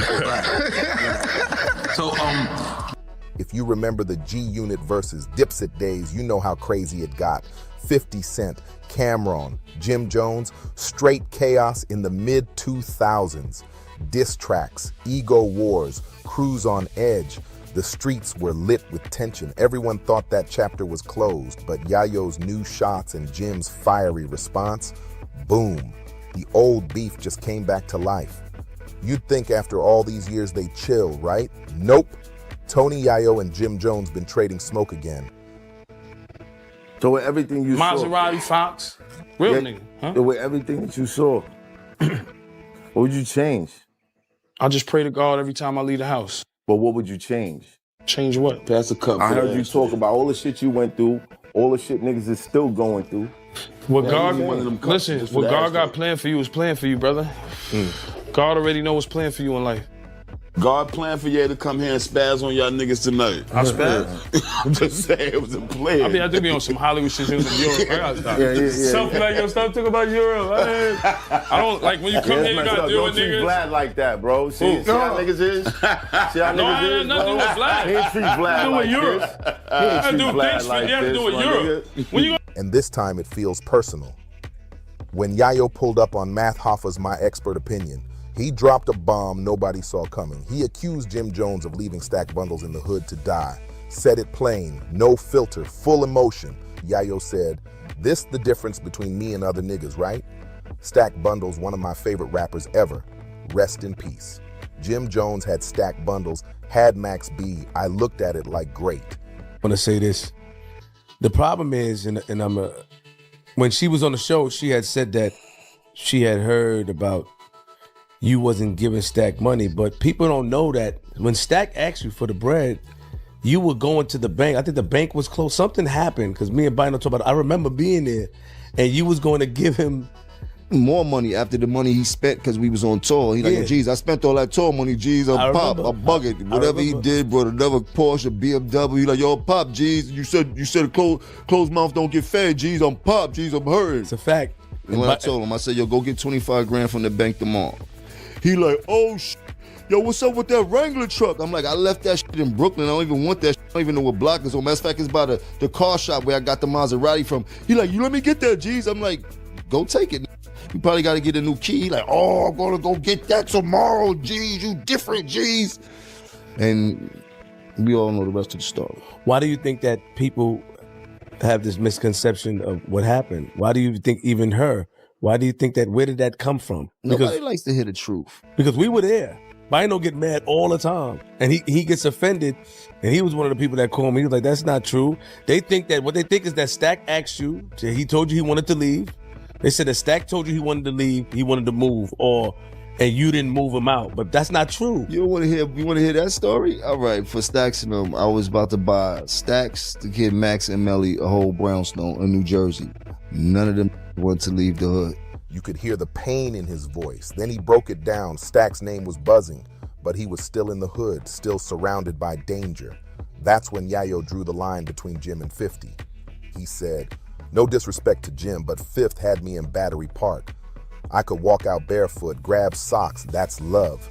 He made sure I didn't get my head split going back to 134 or Brooklyn." That bar hit deep. Yayo wasn't just showing love to 50. He was saying that's what a real leader does. Pulls his people out the trenches, keeps them safe, shows real care. Then he dropped another gem. Nigga shot my shit up, bent lease and all that. Well, a lot of, me from the hood, so people That's right. look at Bleak and don't understand the business he's doing. They always look at Jay like, oh, Yeah. But nah, That's why. Bleak That's out why here you got making niggas like Yayo talking about, Jay don't take care of. I don't need Jay to go on tour. You'll smoke hard coke, yo. Yo, chill. Yo, chill. You look like you need to be taken care of. Nigga. You look like you need to go to the dentist. You need to look like you need to brush your teeth. You look like you need hygiene. Nigga. You look like you need help. Tell your man 50 say you ounces something, yo. You do need You that might help. need That's 2 why- ounces, nigga. That's why Paid you in full looking to movie. see- Nigga. I got a G for every bump in your face, nigga. I promise you that, nigga. That's I a promise fact. you that, nigga. That's why he worried about Peon, you broke, nigga. You know See? I got it, nigga. What's Don't- up? The Ain't bag nobody. is up. The both sides. Hey, yo. Hey, Flea, where the both sides, Flea? Let me finish that off. Ain't nobody taking care of over here, B. Yo, nah, you good, my nigga. I fucking love it. They deserve it. They need to hear this shit, man, because they bugging out here. All these niggas worrying about who taking care of who. We take care of we. Ain't no 100%, who nigga. take care of who, nigga.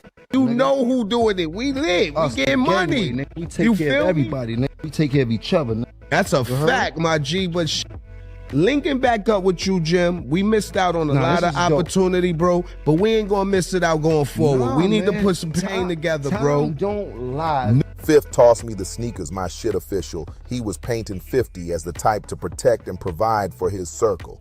But then came the punchline that cut through the culture. Rest in peace, Stack, but Stack got killed in a project with a Porsche. That one line hit like heartbreak, a rising star gone in the same place he was trying to escape, while his boss lived far from the danger. Fans exploded online.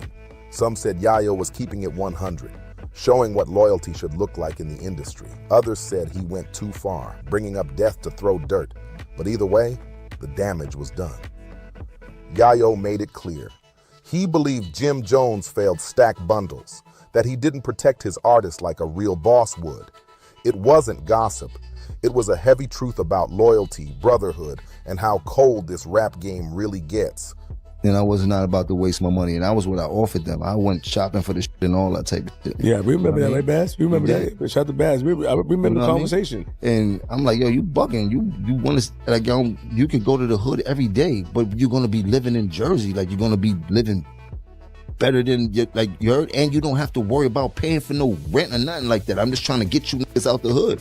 Melly too. Melly ended up getting shot, right? Like none of these niggas would listen, and everything that happened that you know can happen in the hood end up happening and shit like that. You know what I mean? But everything to try to protect them for what I know could have happened to them, I tried. You heard? From getting all of his cars to getting all these, everything. You can imagine everything. Private jets, Miami, hundreds of thousands in one weekend, 2 tour buses, Atlanta, like, cannot front on how I had my boys moving. And I'm only talking about this because you was there, and you and Stacks were best friends, were Bino, couple others and like that. Other than I don't even talk to people about Stacks and what went on, but we was sending out. This was not on our level when we was moving, and no way. For anyone who doesn't know Stack Bundles, let me paint the picture. Stack was one of Jim Jones's real day ones, a young king from Far Rockaway, Queens. He had the look, the bars, and that natural swagger that made people believe he was next up. Jim took him under his wing, signed him, and gave him the spotlight. The kid was supposed to be the next big name in New York rap. But here's where it hurts. Even with all that talent, Stack never really left the hood.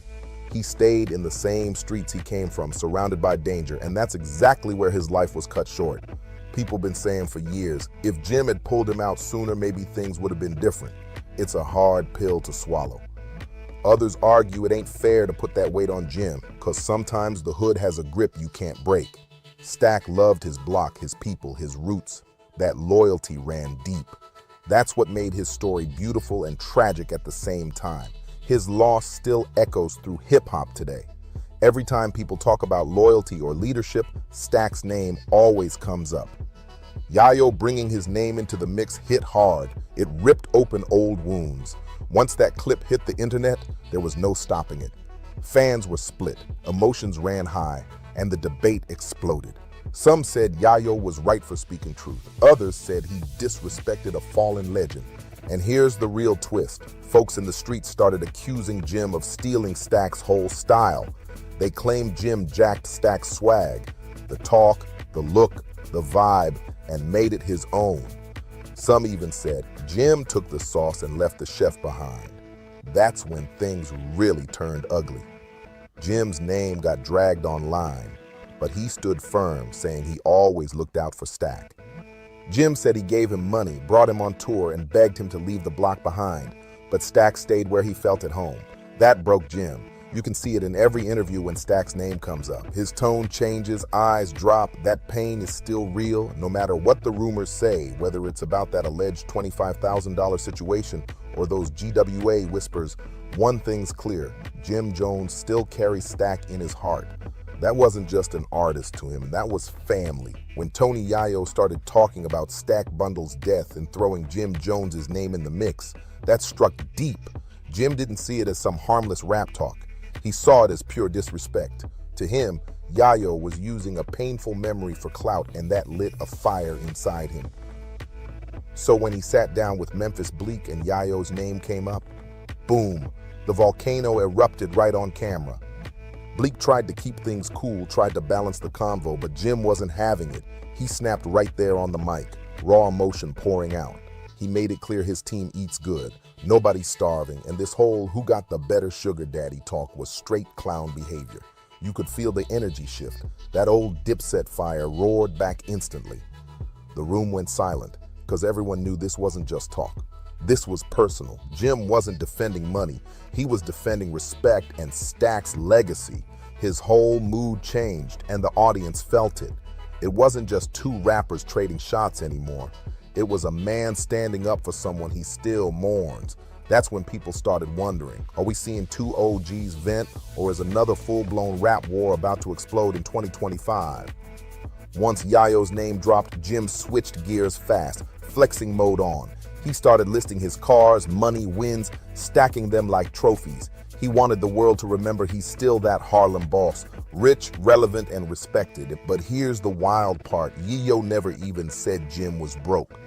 He said, Jim good. His point wasn't about cash. It was about how your success should reflect on your crew too. He was saying, if you winning, your people should be shining too. But Jim didn't hear that message. He took it like a shot to his pride. If Jim had caught the real meaning, it could have been a grown man talk about leadership and loyalty. But nah, emotions took over. Jim was locked in defense mode, ready to clap back at anyone questioning his name. His eyes told the story, full of Harlem pride, anger, and pain. You could see it, that don't play with me energy. He felt Yayo tried to clown him, and that's something Jim don't tolerate. He fired back instantly. Ain't nobody feeding me. I built this from the ground up. He said it loud, chest out, like a man with something to prove. Jim made it clear. He stands on his own name, no cosigns, no handouts. But instead of cooling off, he just turned the flames up even higher. Jim Jones flipped the whole script and went straight at Tony Yayo, accusing him of being stuck under 50 Cent's shadow. He said Yayo never built his own shine, always moving like 50's sidekick. The energy in that studio changed instantly. The talk turned to pure tension. You could feel the air get heavy through the mic. Memphis Bleak tried to break the ice with jokes, but Jim wasn't hearing it. He was heated, all emotion, no filter. This wasn't just about Yayo's comments anymore. This was about years of quiet shots, side talk, and people whispering, Jim don't take care of his crew. That built-up frustration finally exploded. Jim was done letting anyone question his legacy or his loyalty. He started going off, flexing his lifestyle, his cars, diamonds, designer gear, the whole Harlem boss routine. But deep down, everybody watching knew it wasn't about money. This was about respect. Jim wanted the world to know, stop playing with his name once and for all. But Tony Yayo, man, he didn't waste a single word. Instead of ranting, he pulled the slickest, coldest move ever. He just posted one photo on Instagram, a picture of Max B, Jim's longtime rival. No caption, no emoji, nothing, just that. And that single image broke the internet in half.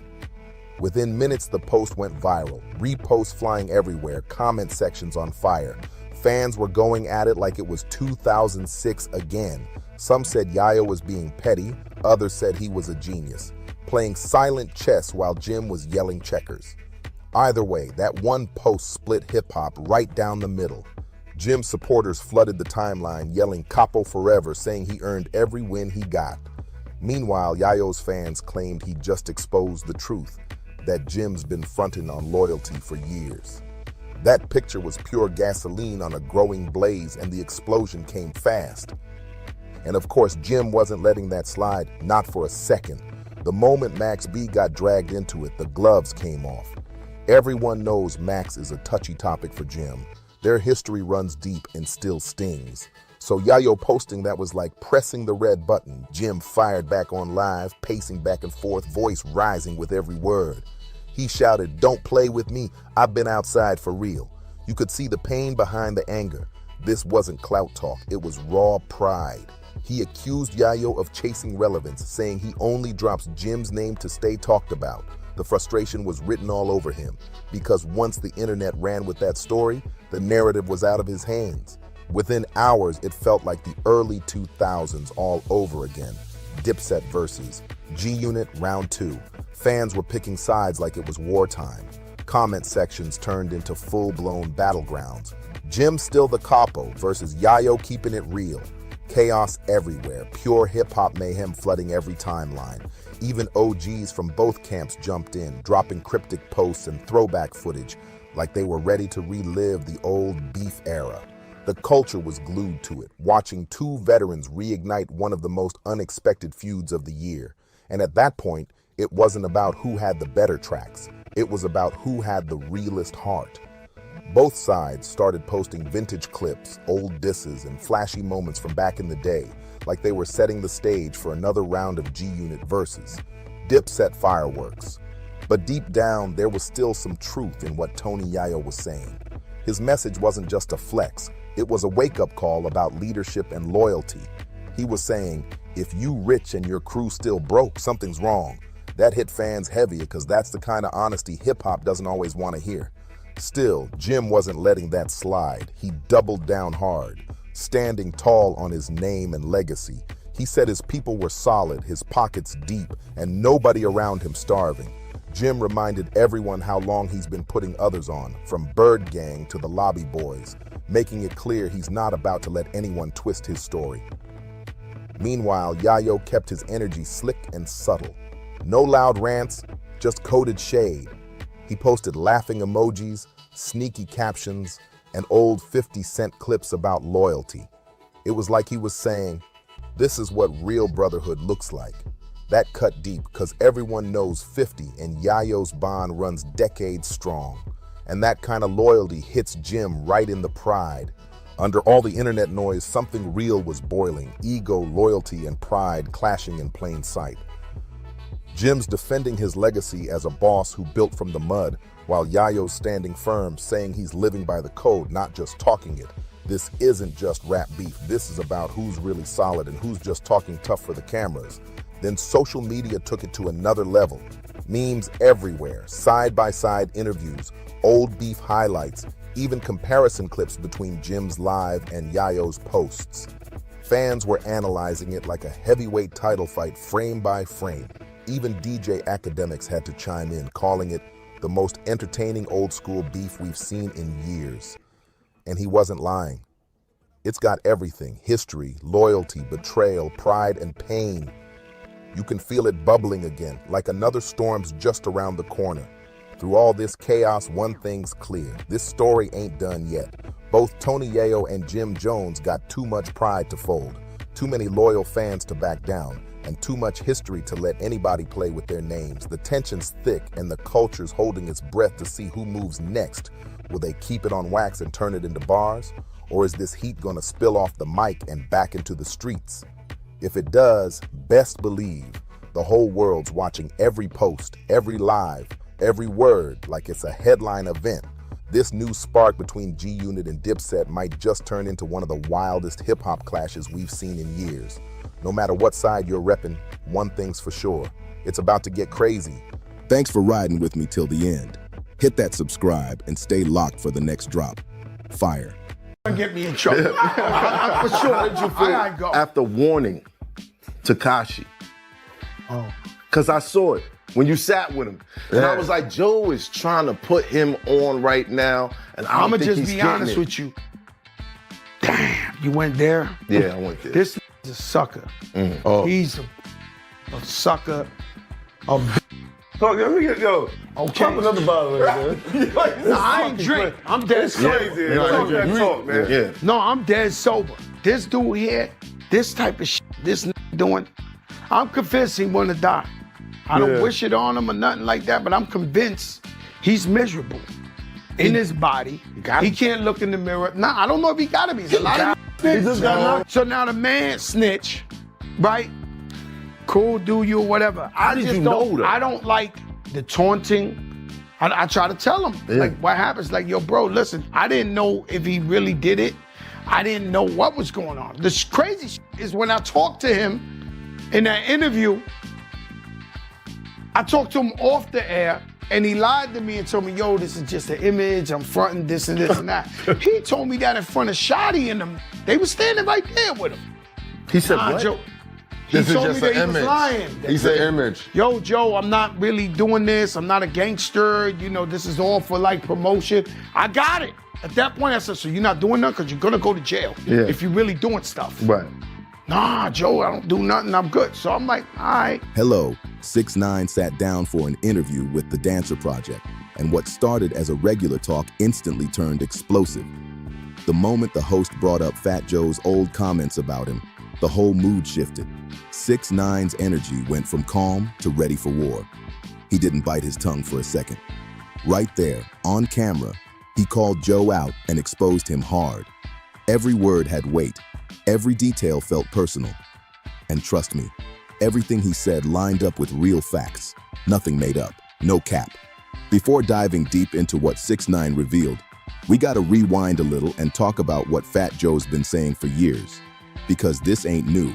In hip-hop, they broke the camel's back, pause, to make it to where you could snitch. And if you make good music or something, you could still live out here in hip-hop.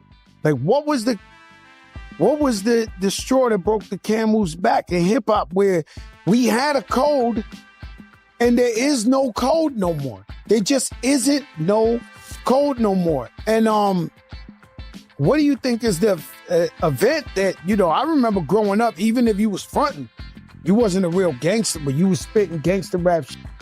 You wasn't with the rats like that. Right now, this too many of them sold out concerts. I don't think you can escape them. They all around. They're like New York City rats. Humans. It's rats everywhere. And everywhere is everything. Too many Fredos, not enough Michaels. That's a fact. Some of these guys got to take a boat ride, never come back. Sammy the Bull is the most famous rat on the earth. Sammy the Bull. Then you came Alpo. Guy everybody looked up to, charismatic, Harlem fly, Louis Vuitton, this, that, Toe. He did that, right? Shout out to Wayne Perry and Wayne Perry Jr. Then, in hip-hop, the day 6ix9ine sat on that stand. Yo. No! You remember, if you're watching the story, they taking him to court in bulletproof vests. They acting like he was telling on El Chapo. He put a lot of good people in jail, man. No, we gotta put him away till his time. Yo, Rich. My feeling is gonna get close. You feeling I feel his time has come. I feel his time is gonna be soon, though. Yeah. Does it not matter no more? And I believe 6ix9ine, when he gave guys 20 years in jail. All the guys, he was like, but he fucked my wife. But he did. That means nothing. There's a man that works in a bodega that never been a criminal in his life, see some shit and he won't tell. Joe been dragging 6ix9ine's name through interviews since 2020, maybe even before that. Over and over again, he kept dissing him like it was his favorite hobby. One of the most talked about moments was on Math Hoffa's show, where Fat Joe straight up disrespected 6ix9ine, calling him all kinds of names on camera. And the wild part, he doubled down on it again just last month, like he just couldn't let it go. Now, let's keep it real. When people mention rats in hip-hop, 6ix9ine's name always comes up. Whether you think of Alpo or whoever else, nobody in this generation has been more infamous than Tekashi. Right, so when she came to me and told me that, we did 2 projects and we got her, not us. We didn't take $1, we got her $1 million for her and the family. Now she ran through it because she was used to spending that money. She comes back, I write her a check out my pocket, boom, and I'm like, yo, it ain't no more after. His name became the face of betrayal in modern rap. He turned that label into something people couldn't ignore, and Fat Joe never forgave him for that. During that Hoffa interview, Fat Joe even went as far as calling 6ix9ine a punk and a B. You already know what he meant. He claimed he tried to warn 6ix9ine about the RICO case before everything went down, saying he saw it coming from miles away. But 6ix9ine didn't listen, and when the feds hit, his whole empire crumbled overnight. Still, there's something to be said about Joe's mindset.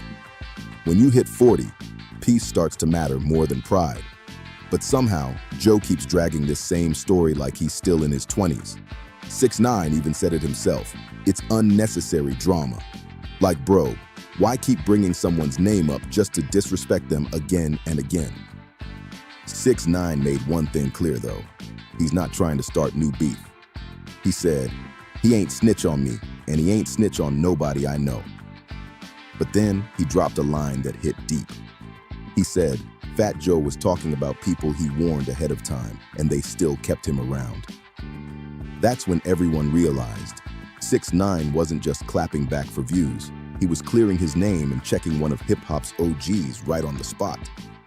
And so we find ourselves in situations like Liza Rios has with Joe Cartagena, Fat Joe, where, you know, you got to file a lawsuit to figure out what actually happened and to find out where is the money.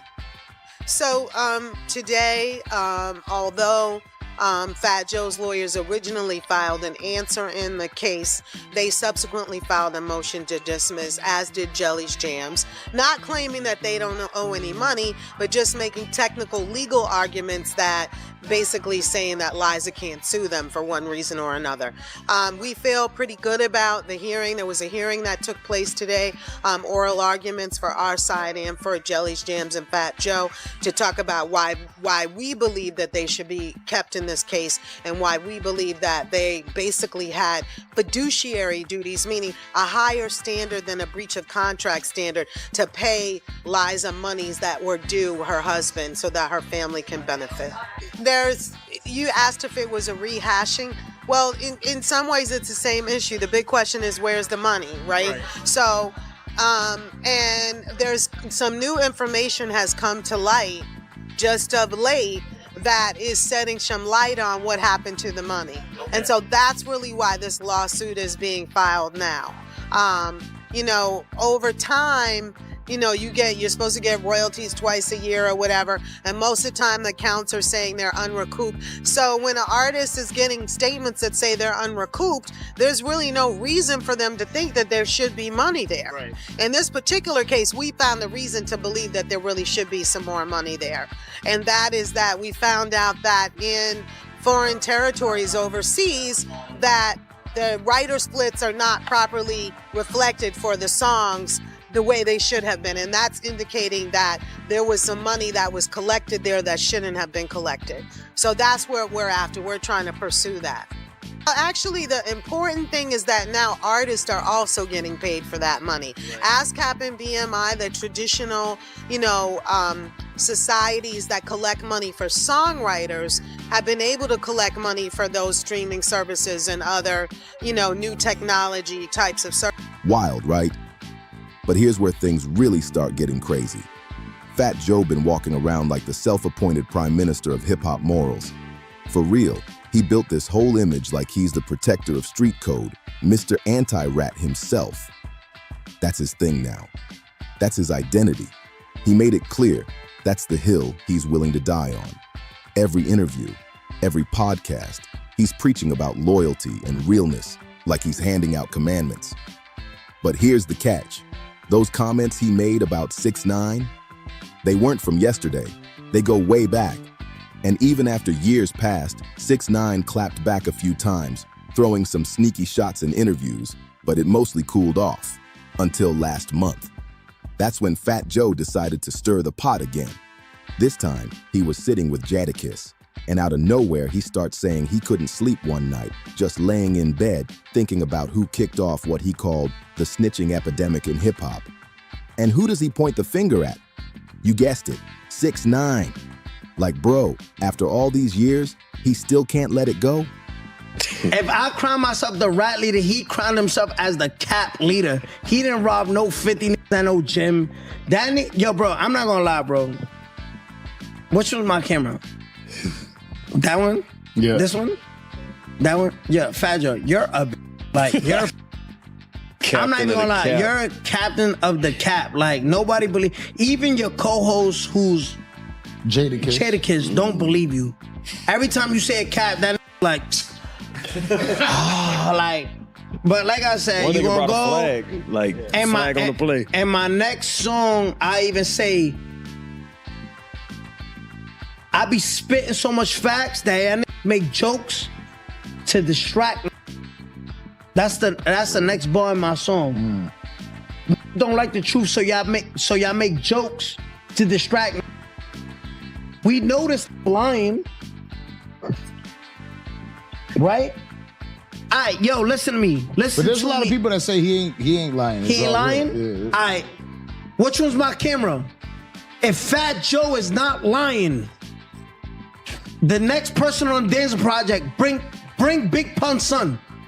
Bring Bring Big Pun's son on the Dance Project.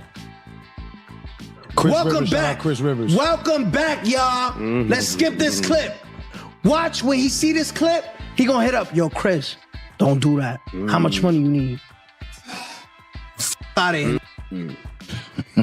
Yeah, let's talk about it. Yeah, you just said a lot. You just said a lot. Break Big Pun's son, even on the verses. Remember when he was facing Ja Rule? Yeah. And they said, don't play that shit. That's Big Pun. Don't do that. Don't do what, fat bitch? You talking about it? But here's where the logic breaks. What's that got to do with music? Why is Joe treating this like a full-blown investigation instead of focusing on his own legacy? Let's be honest, 6ix9ine hasn't been lighting up the charts lately. His last few drops didn't hit the same. Even the snippets, barely making noise online. Yeah, there was a time when 6ix9ine's sound owned the streets, colorful hair, chaos, and viral hits everywhere. But that wave crashed fast. And now, instead of beefing over real competition, Fat Joe's out here turning moral lessons into interviews, acting like he's rewriting the rap Bible.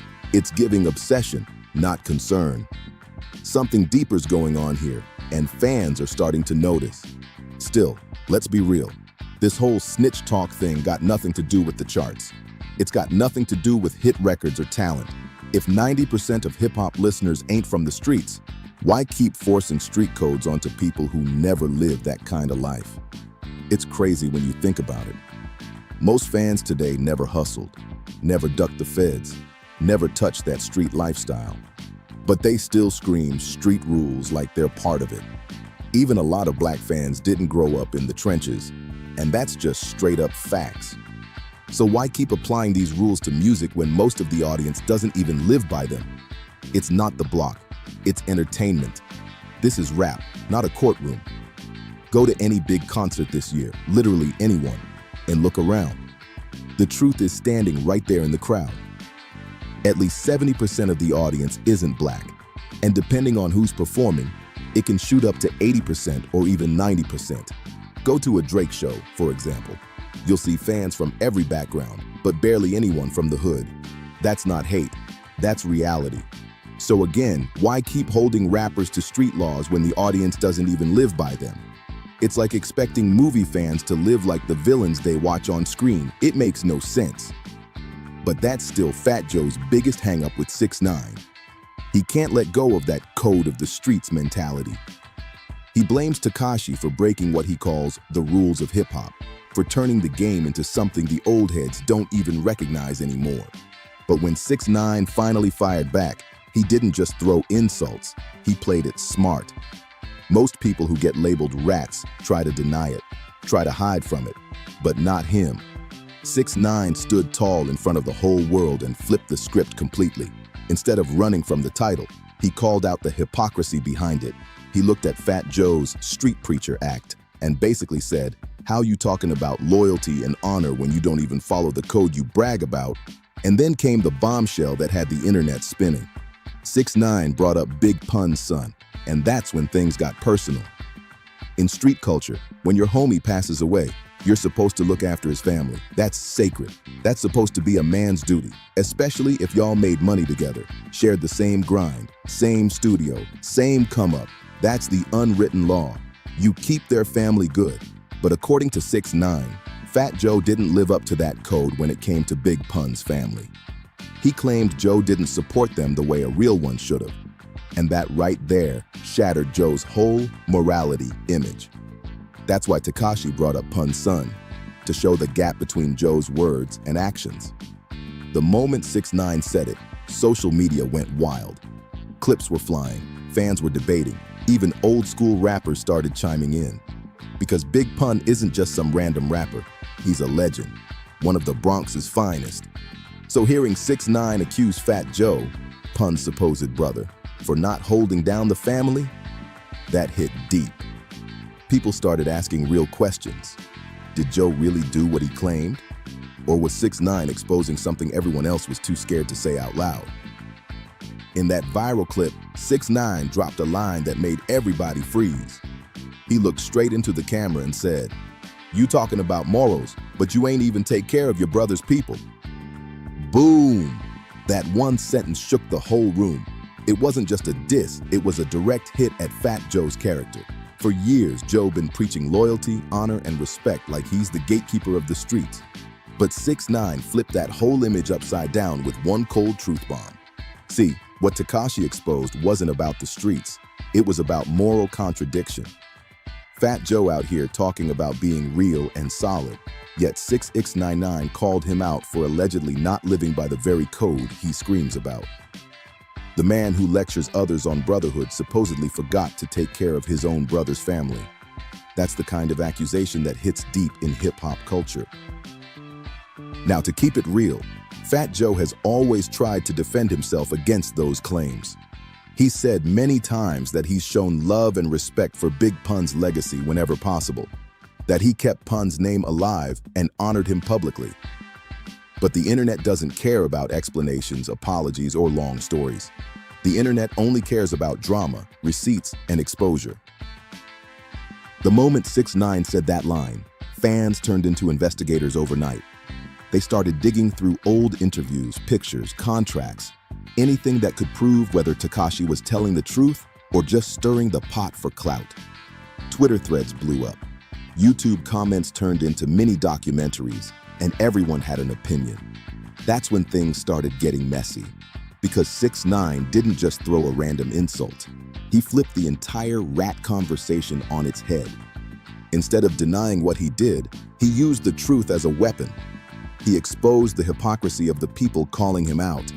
He basically told the world, if being real means loyalty, then who's actually living by that code? And that question hit hard, because deep down, a lot of fans started thinking about how many of these real ones don't practice what they preach. This wasn't just another diss track or interview moment. It was a calculated strike aimed right at Fat Joe's credibility. 6ix9ine took Joe's own message of honor and turned it against him like a mirror, forcing everyone to take a closer look at who's really authentic in this game. After that line about Big Pun's son dropped, the debate exploded online. Fans split down the middle. Some said 6ix9ine exposed the truth and finally made people see the double standards in hip-hop. Others said he was just trolling for attention, trying to drag Fat Joe's name for clicks and views. But regardless of which side you stood on, the damage was already done. People started questioning Fat Joe's image in a way they never had before. The man who built his rep on loyalty and realness suddenly had a spotlight shining on his own flaws. And that's when the conversation around 6ix9ine's comeback turned from gossip to something a lot more uncomfortable for Joe. The same image Fat Joe spent decades building in hip-hop started to crack right in front of everyone's eyes, and 6ix9ine wasn't about to let him breathe. He kept pressing the issue, pushing every button Joe tried to ignore. He started bringing up old interviews where Big Pun's widow and son claimed they never got what they were promised after Pun's death. And that right there set the internet on fire. Fans went crazy. They pulled up receipts, rewatched interviews, compared statements, and started piecing the story together like detectives. It turned into a full-blown internet investigation. Meanwhile, Fat Joe tried to keep it cool and classy, saying he's always shown nothing but love for Pun's name and legacy. But 6ix9ine wasn't buying it. He hit back saying, "Respect ain't just words, it's action." That line cut deep. Because when you call yourself a man of morals, people are going to expect you to walk that talk, not just speak on it. And just when everyone thought 6ix9ine was done, he threw one more dagger, the one that really made waves. He said Fat Joe been acting like the judge of the streets when he's not even clean himself. That shot hit like a grenade. Suddenly, it wasn't just about Big Pun anymore. It was about the bigger picture. Tekashi was questioning who really gets to decide who's real and who's fake in this new era of hip-hop. Crazy part? No matter how you feel about 6ix9ine, love him or hate him, his words hit a nerve. For the first time, the so-called rat made the real ones look like the ones with something to hide. That's a moment hip-hop wasn't ready for, because once you start peeling back the layers, the conversation gets uncomfortable. See, for years, people have whispered about Fat Joe allegedly keeping money that was supposed to go to Big Pun's family. The story's been floating around the industry for a long time. The claim is that Pun's wife and kids never received the royalties they rightfully earned from his legendary catalog. Fat Joe once went on record saying he gave the family $1 million, but Pun's wife fired back instantly, saying she never saw a dime of it. Things got so heated that she even filed a lawsuit against Joe, and according to what's been reported, that case either ended in her favor or it's still tangled up in court. But either way, the accusations are serious. Because according to Pun's family, Big Pun's music kept generating money, but they weren't seeing any of it. And when they questioned Fat Joe about it, he allegedly told them, "Ain't no money coming in, man. It's all going to prior obligations." But when the family dug deeper, they supposedly discovered something totally different. There was money coming in, and someone was allegedly collecting it behind the scenes. That revelation rocked the fans to the core, because if it's true, it raises a dark question. How can someone who preaches loyalty, brotherhood, and street ethics be accused of cutting out the family of a fallen friend? That's not just a bad look, that's heartbreaking. Fans started looking at Fat Joe sideways, wondering if the moral preacher they'd respected all these years might have had cracks in his own armor. And honestly, from a moral standpoint, if any of that really happened, it's deeper than rap. Because telling on criminals is one thing, but allegedly taking from a man's widow and kids, that's a whole different level of betrayal. It's not just breaking the code, it's breaking humanity. 6ix9ine didn't just expose gossip. He made the entire culture pause and ask, who's really the villain here? Is it the guy who told on his crew? Or the one accused of turning his back on a brother's family? That question hit the internet like a storm. So what do you think? Did 6ix9ine actually have a point about Fat Joe's integrity being questionable? Because if what he said holds even a piece of truth, then hip-hop's idea of real might not be as real as everyone thought. Thanks for watching until the end. Don't forget to subscribe and see you in the next video. Tell you how weak mob ties is. There's no such thing as a mob ties. It's a fictitious name. They're not a mob. Mob ties is like the white boy from Malibu Most Wanted. Jay Prince Jr. and his son, they like the Malibu from Most Wanted. They're not no real gangsters. Hello. When Charleston White picks a target, the whole vibe changes instantly. It's never just a rant. It's a full-blown storm brewing online. This time, he aimed his fire at Houston's royal bloodline, Jay Prince Sr. and Jay Prince Jr., and the city felt that pressure immediately. What started as a simple postponed event exploded into a public showdown over who really runs things in Houston. Charleston jumped on live, claiming he got a call straight from the mayor's office and the gang unit, saying the message was crystal clear: back down. Guess what I said? Man, I don't want to talk no more. I'm gonna sit down and talk to him. If Jay Prince want to sit down and talk to me, I'm bringing the FBI and the police. But instead of folding, Charleston doubled down.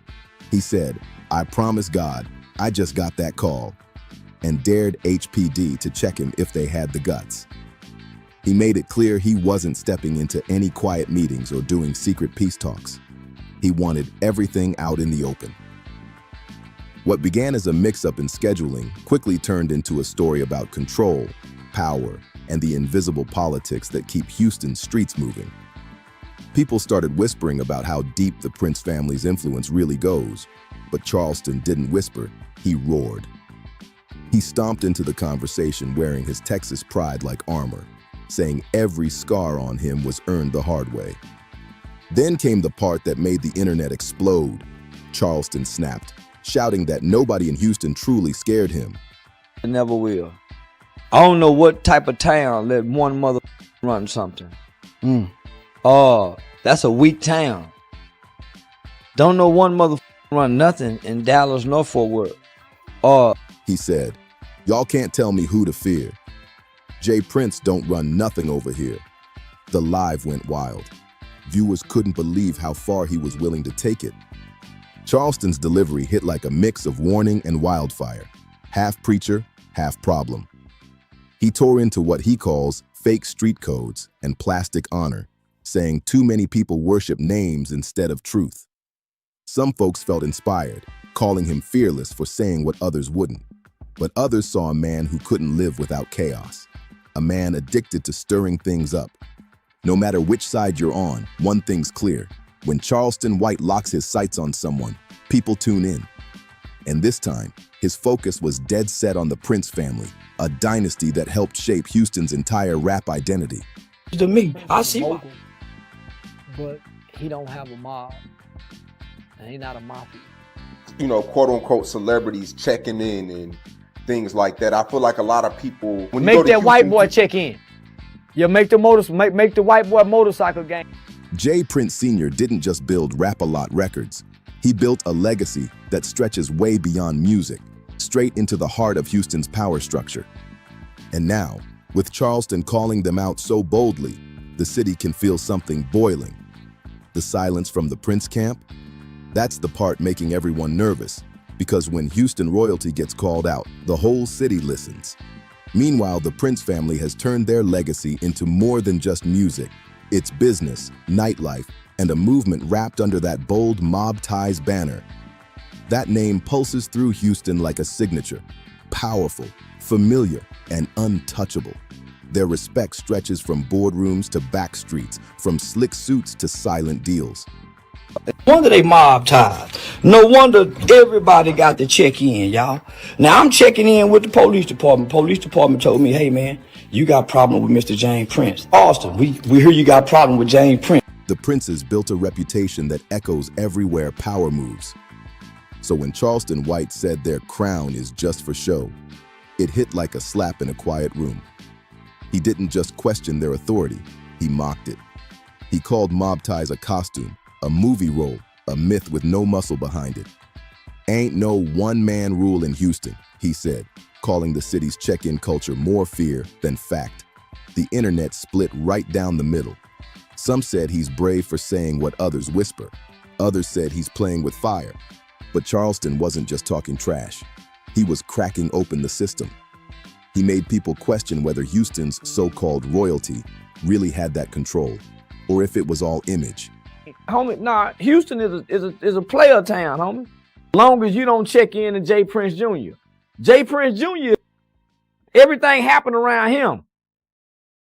Boy, not the city of Houston. And that's when the heat turned up fast.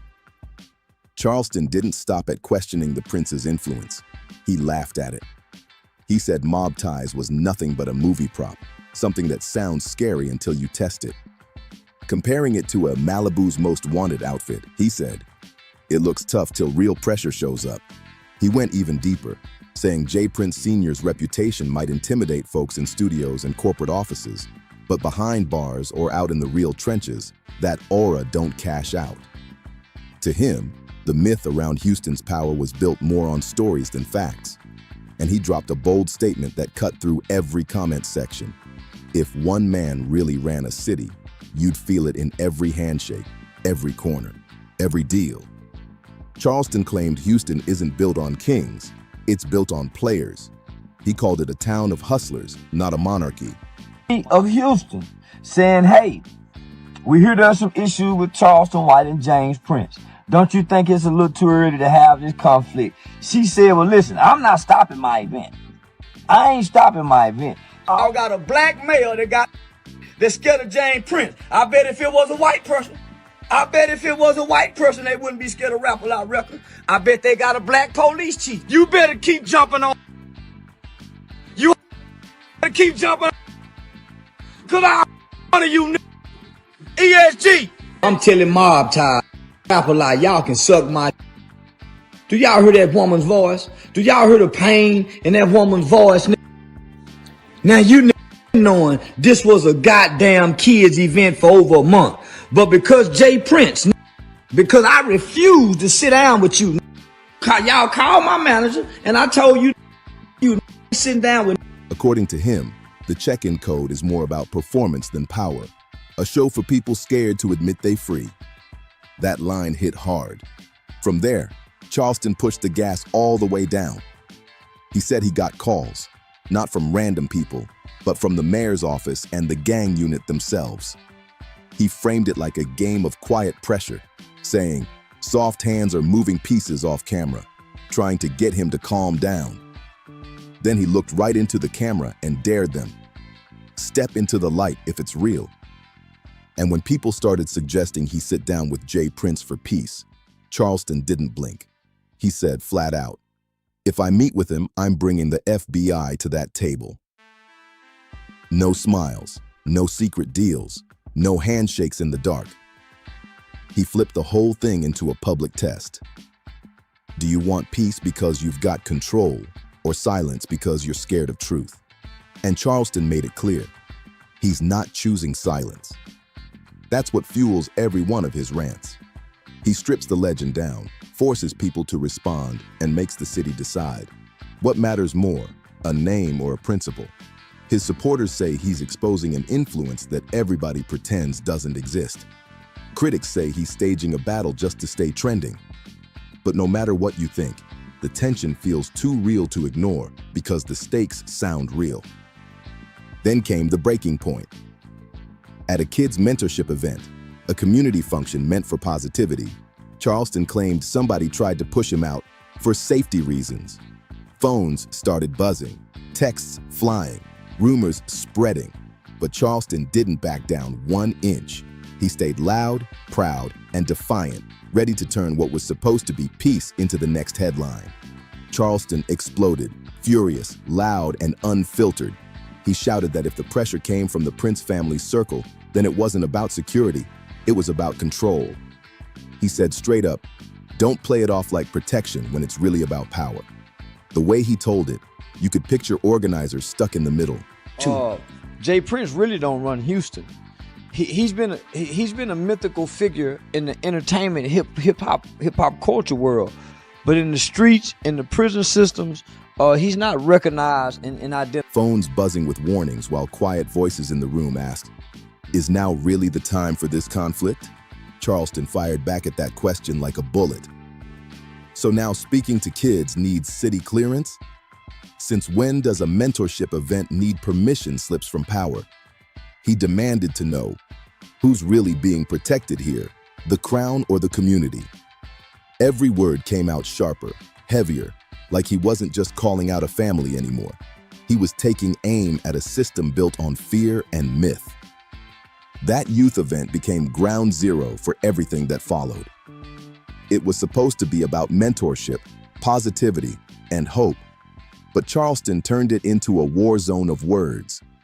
He painted a vivid picture, families gathered, kids waiting to hear him speak. And then, out of nowhere, organizers started getting calls. Not rumors, not whispers. Calls from people telling them maybe it wasn't a good time, that conflict might show up. Charleston repeated those words live, like they were tattooed on his memory. His voice cracked with anger as he said, "Y'all hear that woman's voice? That's fear right there." To him, that moment proved everything he'd been saying. That's what control sounds like. People who want to help kids getting pulled into politics they never asked for. He said the warning came wrapped in concern, but the real message was crystal clear. Don't let Charleston talk, and he wasn't having it. He told his followers, they try to make it sound like I'm the danger, like my words bring trouble. He called it fake safety, saying it wasn't about protecting anyone, it was about silencing him. He got a whole half foot. So I was working with an organization that works against an organization that has. I ain't had no comedy show. James Prince didn't stop nothing. The city of Houston called. That's how big I am. Jay Prince used his political bribes, and everybody knows the police department is on James Prince rap-a-lot record. Charleston swore the so-called security concern was just intimidation dressed up as caution. He pushed the line even harder. If it's really a kids' event, why you acting like letting me speak is a risk? He accused the Prince circle of using fear like a tool, of flipping the idea of safety into control. And every time he spoke, it sounded less like a rant and more like a rebellion. Charleston said, they want peace, but only if peace means I stay quiet. That's when his voice dropped and the air got heavy. He looked dead into the camera and said, I ain't sitting down with nobody. Then came the line that froze the room. Charleston said, If there's ever a sit down, the FBI is coming with me. That one line changed the whole tone. It wasn't just internet talk anymore. You could feel the tension in every comment section, every headline, every live reaction. His energy turned cold, focused. No more jokes, no more middle ground. From that moment, Charleston wasn't just talking about street politics. He was declaring open war against control itself. The city could feel it. You could almost hear the silence on the other side, like everyone was waiting to see who would move first.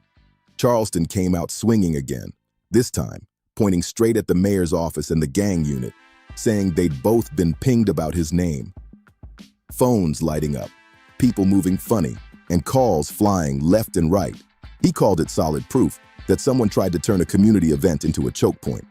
To him, it wasn't just about safety, it was about power.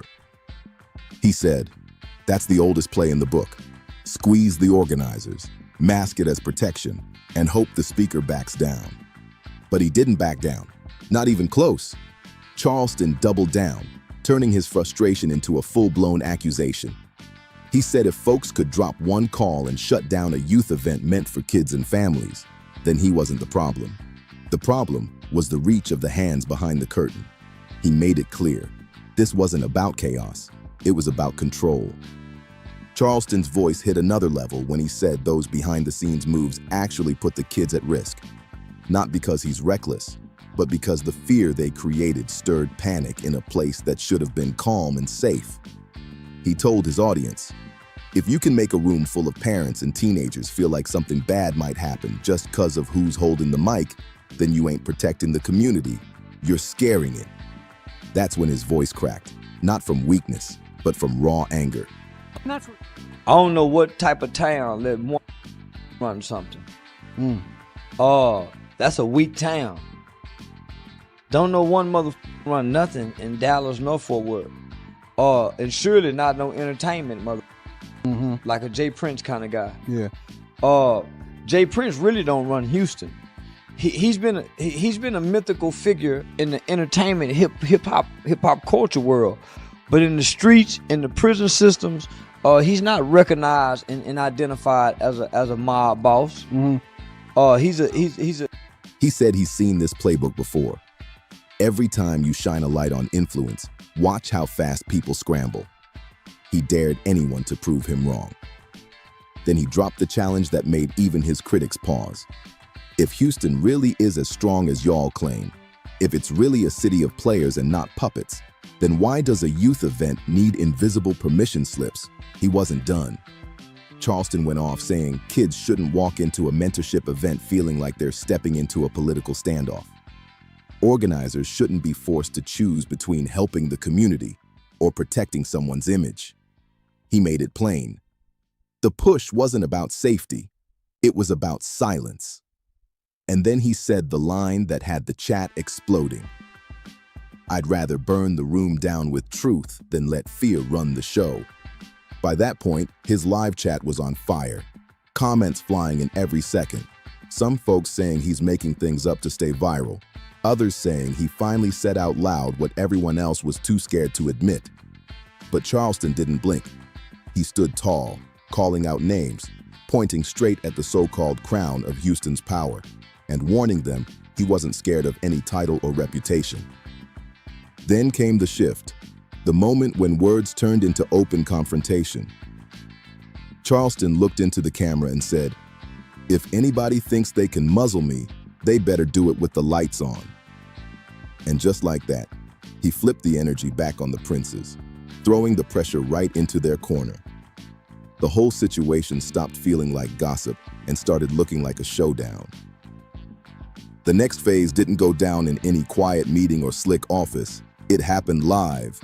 The chat was spinning out of control, thousands watching as Charleston turned accusation into a hammer.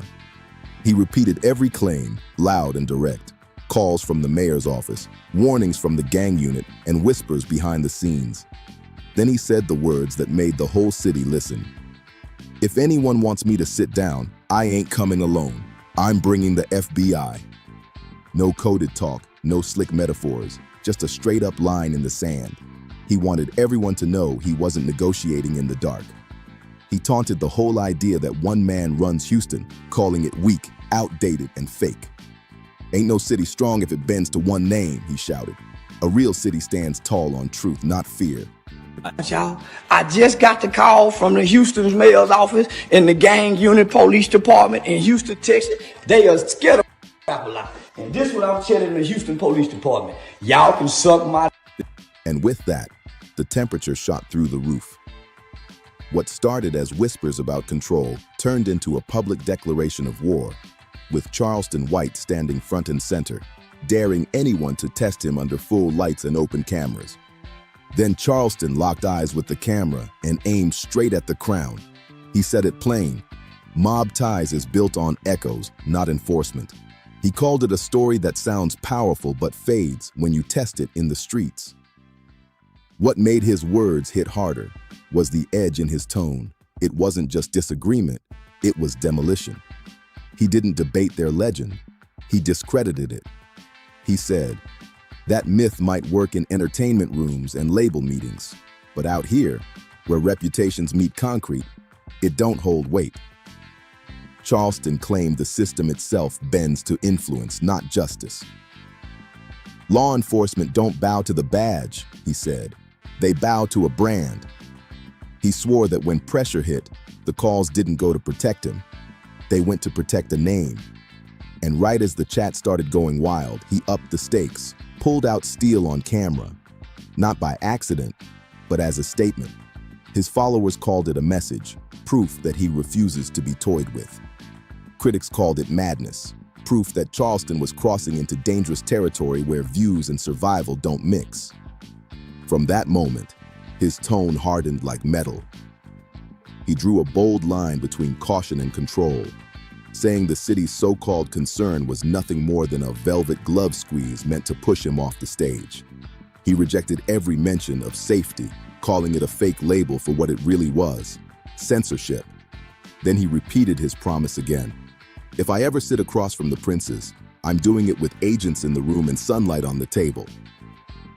There's nothing like the Italian mafias like we've been seeing in the movies. So why? Who gives a mob tie? So I'm ignoring, but instead he's saying it on stage while I'm on stage. So how mob tie? Said these niggas ain't. So I got these two dudes saying, take your mask off. Charleston brought back his infamous Malibu's Most Wanted jab, calling out the check-in culture as pure theater. He said the only people who fear his microphone are the ones who don't want their stories questioned in public. You can't silence me just because your image looks better in the dark, he yelled. Every word was direct, raw, and risky, but that's what his followers tune in for. He didn't hide behind neutrality either. He named names, painted scenes, and threw accusations with full force. He talked about political pull, quiet nods, hidden favors, and doors that open without fingerprints. This is real power, he said, and it don't need cameras, it just moves. Then came the message that cut to the bone. If Houston's really that strong, then why tremble when a man with a past wants to talk to kids? If this city is fair, no one's name should be big enough to turn caution into obedience. And if this city's honest, no conversation should be too scary to have under the open sky. By the end of his stream, the internet split clean down the middle.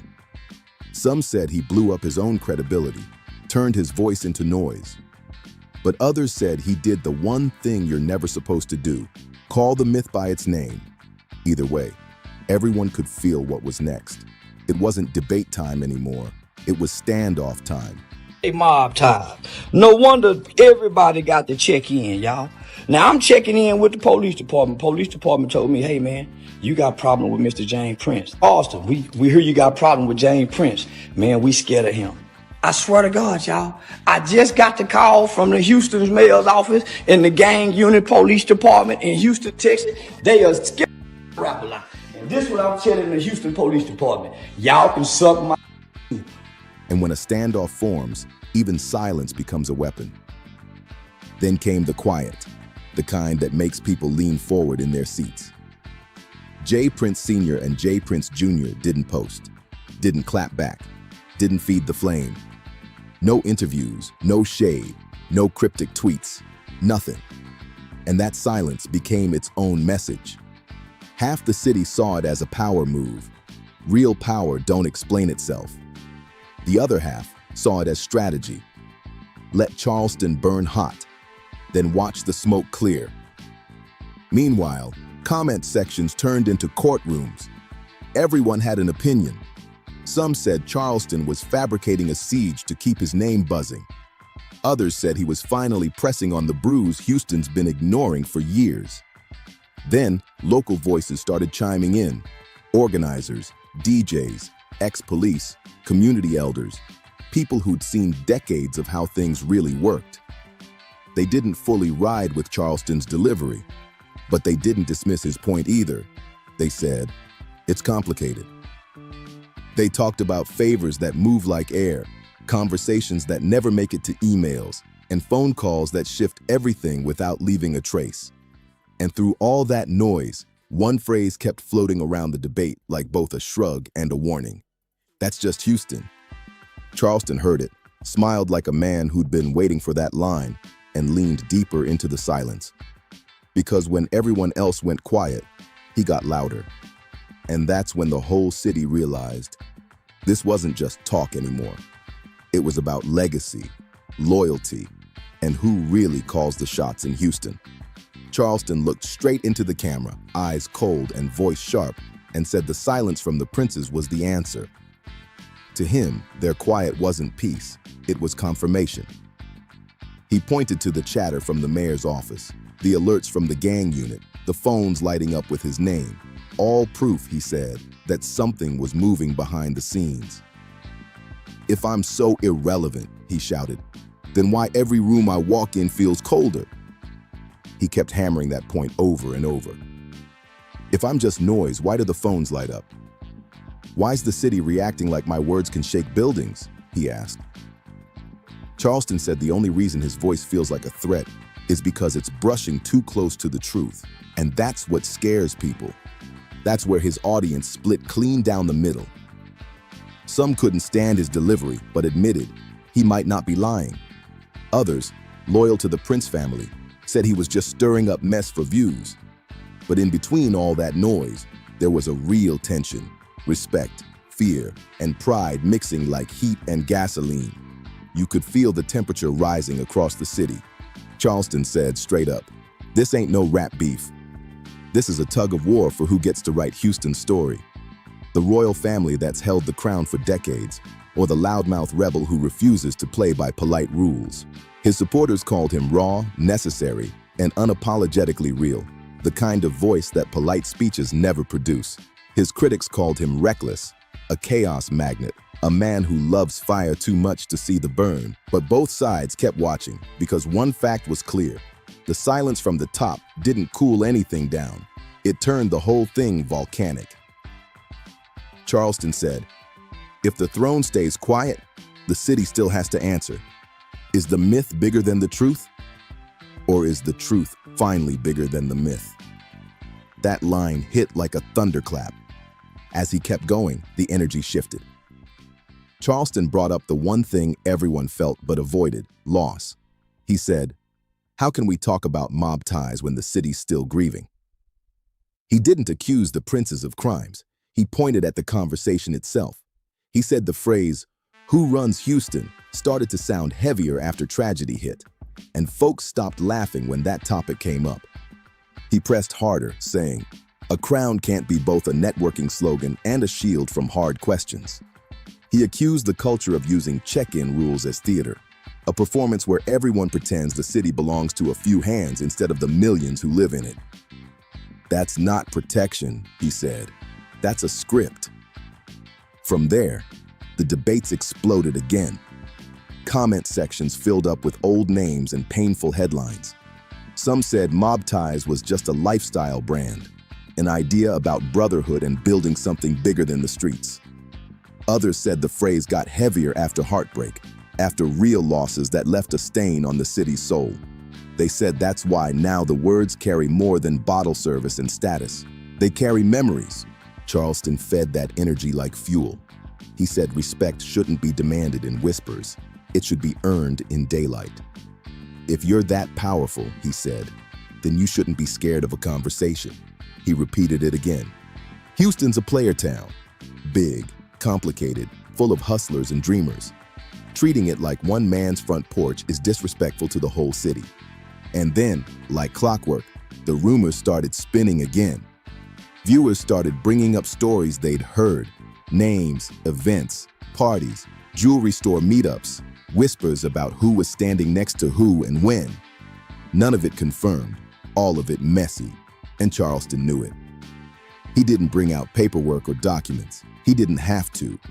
He kicked at the myth instead, saying, when a brand gets bigger than accountability, the brand becomes the problem. Then he landed the line that summed up everything he'd been saying. Mob ties ain't power, it's a costume. The chat went crazy. People arguing, laughing, cussing, defending. It was chaos. But Charleston stood there, calm, breathing heavy but steady, staring into the lens like he just dropped a secret everyone already knew deep down. That's the moment that hit hardest. Not the shouting, not the props, but the silence that followed after. Because in that silence, you could feel it. Somewhere between respect and rebellion, Houston's balance was shifting, and Charleston White was standing right in the middle of it, daring anyone to shut him up. Charleston called the crown a prop, nothing more than a stage piece dressed up as power. He said the legacy wasn't being protected anymore. It was being watered down by people who wanted the look of authority without doing the real work that built it. And just like that, Houston split again. Half the city stood behind the Rap-A-Lot legacy, loyal to what J. Prince Sr. built, his discipline, his code, his business moves that shaped Southern rap forever. They said Charleston had no place redefining what they lived through.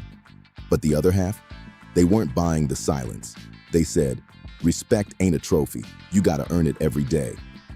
They argued that if the Prince name carries weight in boardrooms and civic spaces, then it's fair game for public questions too. And Charleston knew exactly how to stir that pot. He called this the fork in the road. Either the brand steps into the daylight, separating myth from muscle and business from bravado, or the city keeps pretending slogans and handshakes equal leadership. He made it clear, I ain't putting legacy on trial, he said. The silence is. Then he dropped his sharpest warning yet. When silence gets this loud, somebody's gonna start confusing fear for respect. That right there was the heart of his rant, a message disguised as a dare. Every live stream felt less like gossip and more like a public challenge. But Charleston wasn't done, not even close. He pushed into the pressure point everyone avoids. He said political pull and police proximity aren't conspiracy theories. They're how real power works when nobody's watching. And unlike others who dance around that topic, Charleston stomped on it. He didn't imply, he alleged, loudly. He said, political pull ain't rumor, it's routine. He claimed phones inside city offices heat up whenever certain names get mentioned. Houston PD bends around those names like metal around a magnet, he said. Then he crossed into dangerous territory, talking specifics that made the whole chat go silent. He pointed at viral clips, like when rapper Zero was jumped in public with HPD standing nearby, and asked, why didn't those uniforms move? He claimed that in another high-profile case, someone with the right last name saw a police report they weren't supposed to. He said that wasn't coincidence. It was a pattern. And patterns, he warned, are what get people hurt. Now, to be clear, none of these claims were ever confirmed by officials, and Charleston's critics called it pure imagination. But that didn't stop him. He widened the target, saying this wasn't just a Houston problem, it was an American one. Power, fame, and fear all sit at the same table, he said. He name-dropped other cities, other headlines, and hinted that the same quiet connections exist everywhere money and influence overlap. He talked about check-in culture, police hesitation, and whispered protection networks. Then he dropped one of his hardest bars yet. If a brand can make officers freeze, then the brand is bigger than the badge. That line blew up across social media. Supporters called him fearless, saying this is exactly why he's needed. Enemies called him reckless, saying he's turning real tension into a ticking time bomb. But what kept people glued to their screens was how Charleston framed risk itself.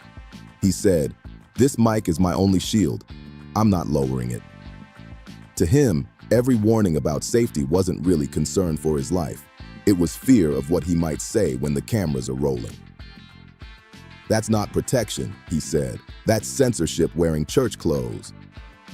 When Charleston flashed steel again, he called it a boundary, not a threat. A signal that he wouldn't be boxed in by fear or backroom pressure. Critics clapped back instantly, calling it the spark that could turn tension into tragedy. They said, "You can't steady a shaking table by slamming your fist on it." But Charleston didn't blink. He stood by it, saying it was the only way to remind people he wouldn't be pushed out of his own story. Meanwhile, the princes stayed silent. Again, no interviews, no captions, no sub-posts, no responses.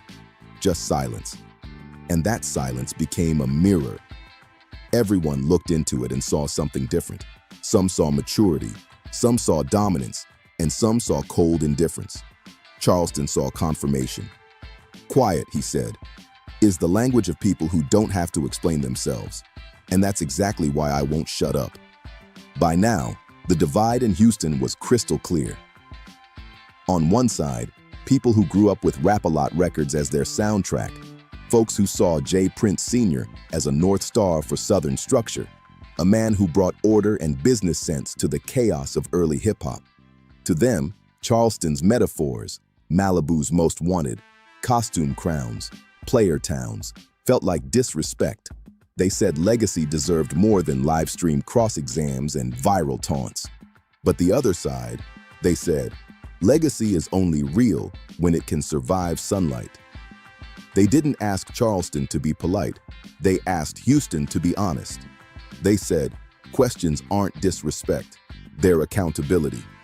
And Charleston wrapped all of that into one brutal line. "If a man can be squeezed out of a star." Thanks for watching until the end. Don't forget to subscribe and see you in the next video. Pause. To make it to where you could snitch, and if you make good music or something, you could still live out here in hip hop. Like, what was the straw that broke the camel's back in hip hop, where we had a code and there is no code no more? There just isn't no code no more. And what do you think is the event that, I remember growing up, even if you was fronting, you wasn't a real gangster, but you was spitting gangster rap shit. You wasn't with the rats like that. Right now, this too many of them sold out concerts. I don't think you can escape them. They're all around. They're like New York City rats.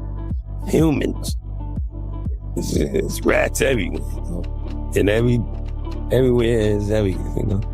Too many Fredos, not enough Michaels. That's a fact. Some of these guys got to take a boat ride, never come back. Sammy the Bull is the most famous rat on the earth. Sammy the Bull. Then you came Alpo, guy everybody looked up to, charismatic, Harlem fly, Louis Vuitton, this, that, told. He did that, right? Shout out to Wayne Perry and Wayne Perry Jr. Then, in hip hop, the day 6ix9ine sat on that stand. No! You remember, if you're watching the story, they taking him to court in bulletproof vests. They acting like he was telling on El Chapo. He put a lot of good people in jail, man. No, we gotta put him away till his time. Yo, my feeling is gonna get close. You feeling I feel his time has come. I feel his time is gonna be soon, though. You don't need a lot. Yeah. Does it not matter no more? And I believe 6ix9ine, when he told, he gave guys 20 years in jail. All the guys, he was like, oh, but he fucked my wife. Oh, but he did. That means nothing. There's a man that works in a bodega that never been a criminal in his life see some shit and he won't tell.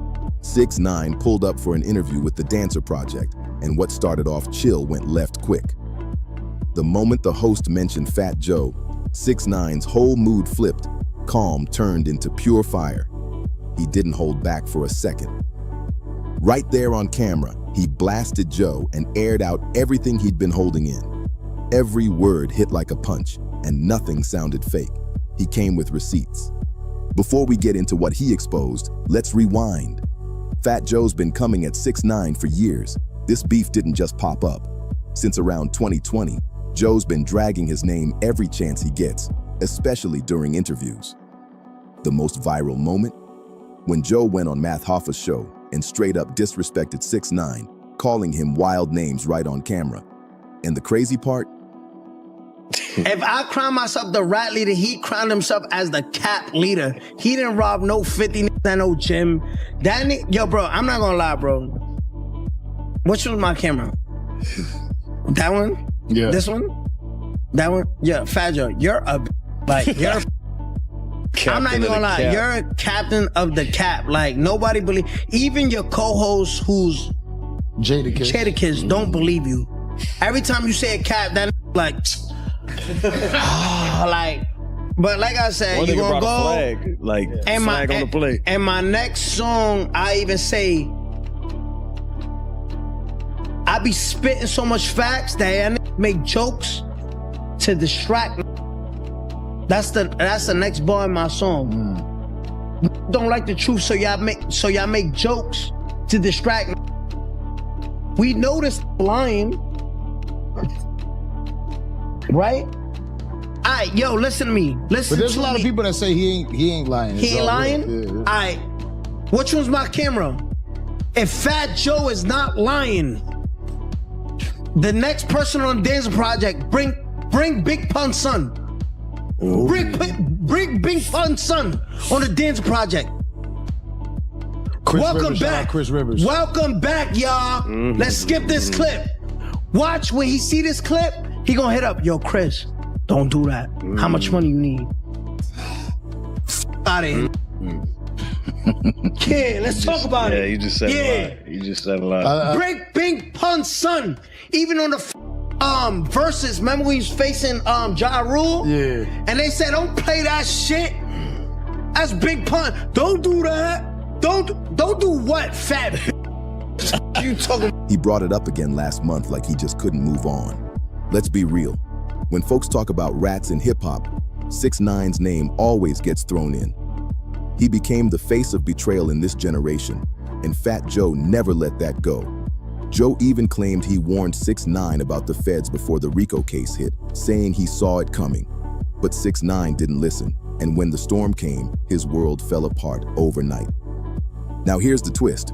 Joe's supposed to be about peace these days, but for some reason, he keeps spinning the same story like he's stuck in the past. 6ix9ine called him out on it, saying the drama's old and pointless. Like, why keep disrespecting someone who's moved on? Then came the bomb. 6ix9ine said, he ain't snitch on me, and he ain't snitch on nobody I know. And so we find ourselves in situations like Liza Rios has with Joe Cartagena, Fat Joe, where, you know, you got to file a lawsuit to figure out what actually happened and to find out where is the money. So today, although Fat Joe's lawyers originally filed an answer in the case, they subsequently filed a motion to dismiss, as did Jelly's Jams, not claiming that they don't owe any money, but just making technical legal arguments that basically saying that Liza can't sue them for one reason or another. We feel pretty good about the hearing. There was a hearing that took place today, oral arguments for our side and for Jelly's Jams and Fat Joe to talk about why we believe that they should be kept in this case and why we believe that they basically had fiduciary duties, meaning a higher standard than a breach of contract standard, to pay Liza monies that were due her husband so that her family can benefit. You asked if it was a rehashing. Well, in some ways it's the same issue. The big question is, where's the money, right? So, and there's some new information has come to light just of late that is setting some light on what happened to the money. And so that's really why this lawsuit is being filed now.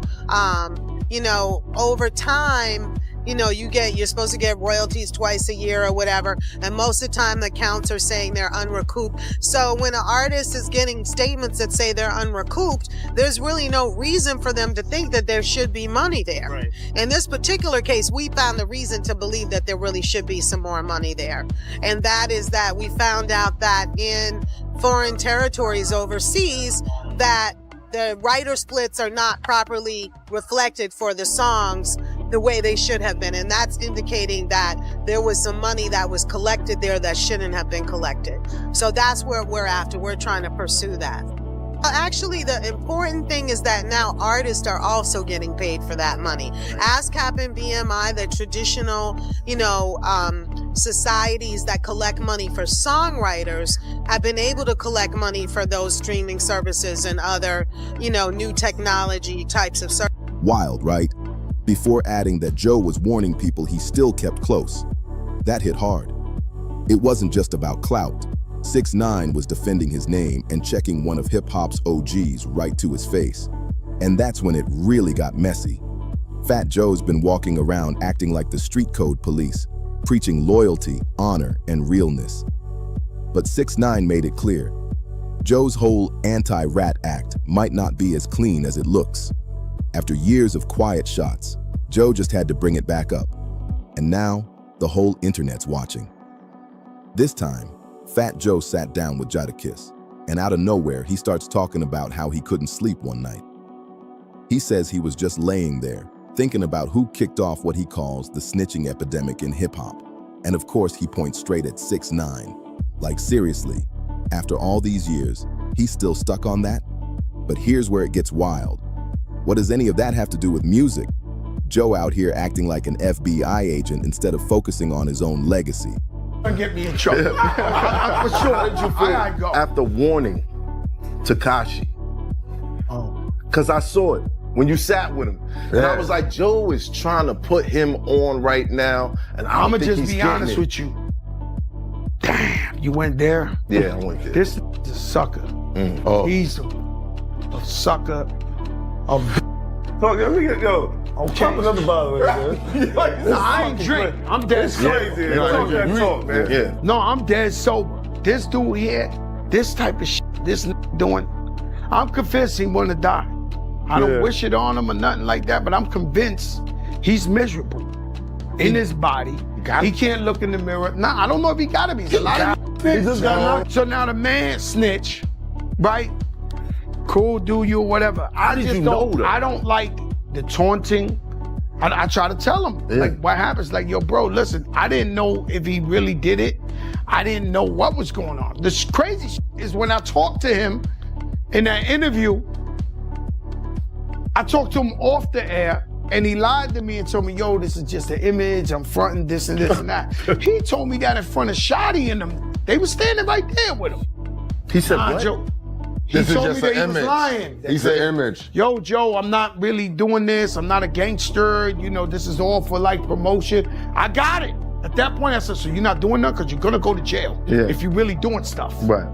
Nah, Joe, I don't do nothing. I'm good. So I'm like, nah. Yeah, 6ix9ine hasn't been dropping chart toppers lately. His new stuff barely moves online. But that don't mean Joe gotta turn every interview into a moral lecture. It's looking less like concern and more like obsession. Fans are even saying he sounds pressed, not passionate.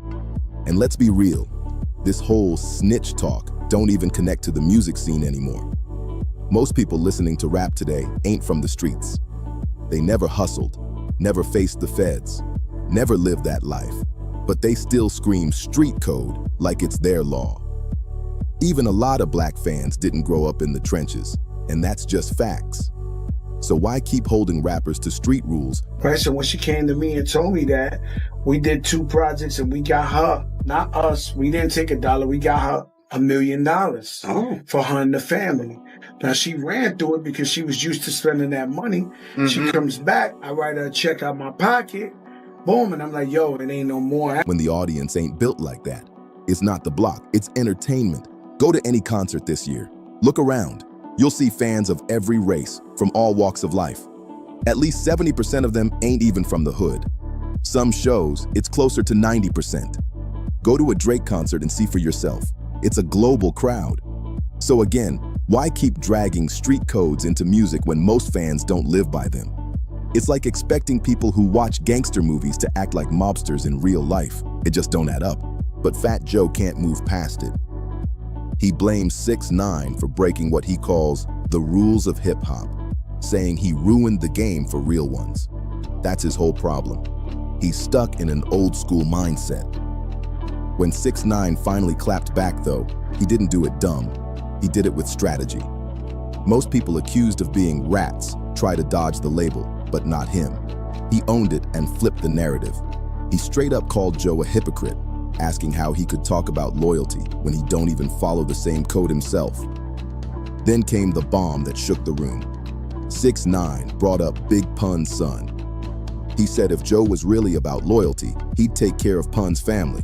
In street culture, that's sacred. When your brother's gone, you look out for his people. That's a man's duty. And 6ix9ine made sure everyone remembered it. According to 6ix9ine, Fat Joe didn't live up to that real one code when it came to Big Pun's family. He claimed Joe turned his back on them, and that blew a hole straight through Joe's clean morality image. That's exactly why Tekashi brought up Pun's son, to show the difference between Joe's talk and his actions. The moment 6ix9ine said it, the internet went crazy. Clips spread like wildfire. Fans were arguing nonstop, and even old school rappers jumped in. Big Pun wasn't just any rapper. He's a Bronx legend. So when Tekashi accused Fat Joe, who called Pun his brother, of not looking after the family, that hit deep. Suddenly, people started asking the hard questions. Was 6ix9ine really exposing the truth, or just saying what everyone else was scared to? In that viral clip, Tekashi looked dead into the camera and said, "You talking about morals, but you ain't even take care of your brother's people." Boom. That one line shook the whole room. It wasn't just a diss, it was a hit straight at Joe's soul. For years, Joe's been preaching loyalty and respect like he's the street code's last soldier. But 6ix9ine flipped that whole image upside down with one bold truth bomb. What Tekashi really called out wasn't just street talk, it was a moral contradiction. Fat Joe's been waving the real one flag, but 6ix9ine said he doesn't live by the same rules he throws at others. The same man who talks about brotherhood supposedly left his brother's family hanging. That kind of claim cuts deep in hip-hop. Now, to be fair, Fat Joe's tried to defend himself. He said many times he's honored Big Pun's name, shown love to his legacy, and kept his memory alive. But the internet doesn't care about long explanations. It wants drama, proof, and receipts. Once 6ix9ine dropped that line, fans turned into detectives overnight. They started digging through interviews, contracts, and old clips, trying to see if Tekashi was spitting facts or chasing clout. Twitter threads turned into investigations. YouTube comments became mini documentaries. It got wild, because this wasn't just 6ix9ine throwing shade. He flipped the whole rat label into a mirror. He wasn't denying who he was. He used the truth as ammo. He basically told the world, if loyalty makes you real, then who's really living by it? That question hit the culture hard. Suddenly, people started rethinking who's authentic and who's just performing. This wasn't a random diss. It was a surgical strike on Fat Joe's reputation. 6ix9ine took Joe's own code and turned it against him, leaving the streets wondering who's really walking the talk. After that line about Big Pun's son, social media blew up instantly. Fans split in two. Half said 6ix9ine exposed the double standards in hip-hop. The other half claimed he was just stirring the pot for clout. But either way, the shot landed hard. Fat Joe's clean, real one image started to crack, and people began questioning the same loyalty he'd been preaching for decades. 6ix9ine didn't stop there. He doubled down. He kept poking at Joe, digging up old interviews where Big Pun's widow and son said they never got what was promised after Pun's death. That set the internet ablaze. Fans went full detective mode, pulling clips, matching timelines, and comparing statements. It turned into a full-blown investigation online. Meanwhile, Fat Joe tried to play it cool, saying he's always shown love to Pun's name and kept his legacy alive. But 6ix9ine wasn't buying it. He fired back saying, "Respect ain't just words, it's action." And that line hit deep. Because when you call yourself a man of morals, you gotta back it up with real moves, not just speeches. Then came the knockout punch. 6ix9ine claimed Joe been walking around like the judge of the streets, while not even being clean himself. That was the dagger that shook hip-hop. Suddenly, it wasn't just about Big Pun anymore. It was about who really gets to decide what real means in this new era. Love him or hate him, Tekashi hit a nerve. For once, the so-called rat had people questioning the real ones. The energy flipped, and hip-hop wasn't ready for that. Because when you start digging into who's really solid, things get messy fast. And here's where it got even darker. Rumors about Fat Joe allegedly keeping money that should have gone to Big Pun's family started resurfacing again. The whispers had been around for years. Pun's wife and kids reportedly never got the royalties from his legendary catalog. Joe once said he gave the family $1 million, but Pun's wife clapped back immediately, saying she never saw a cent. Things got so heated, she even took it to court. Reports say the case either ended in her favor or still sits tangled up in legal back and forth. But either way, the accusations are serious. The family claimed Pun's music kept earning money, yet they weren't getting any of it.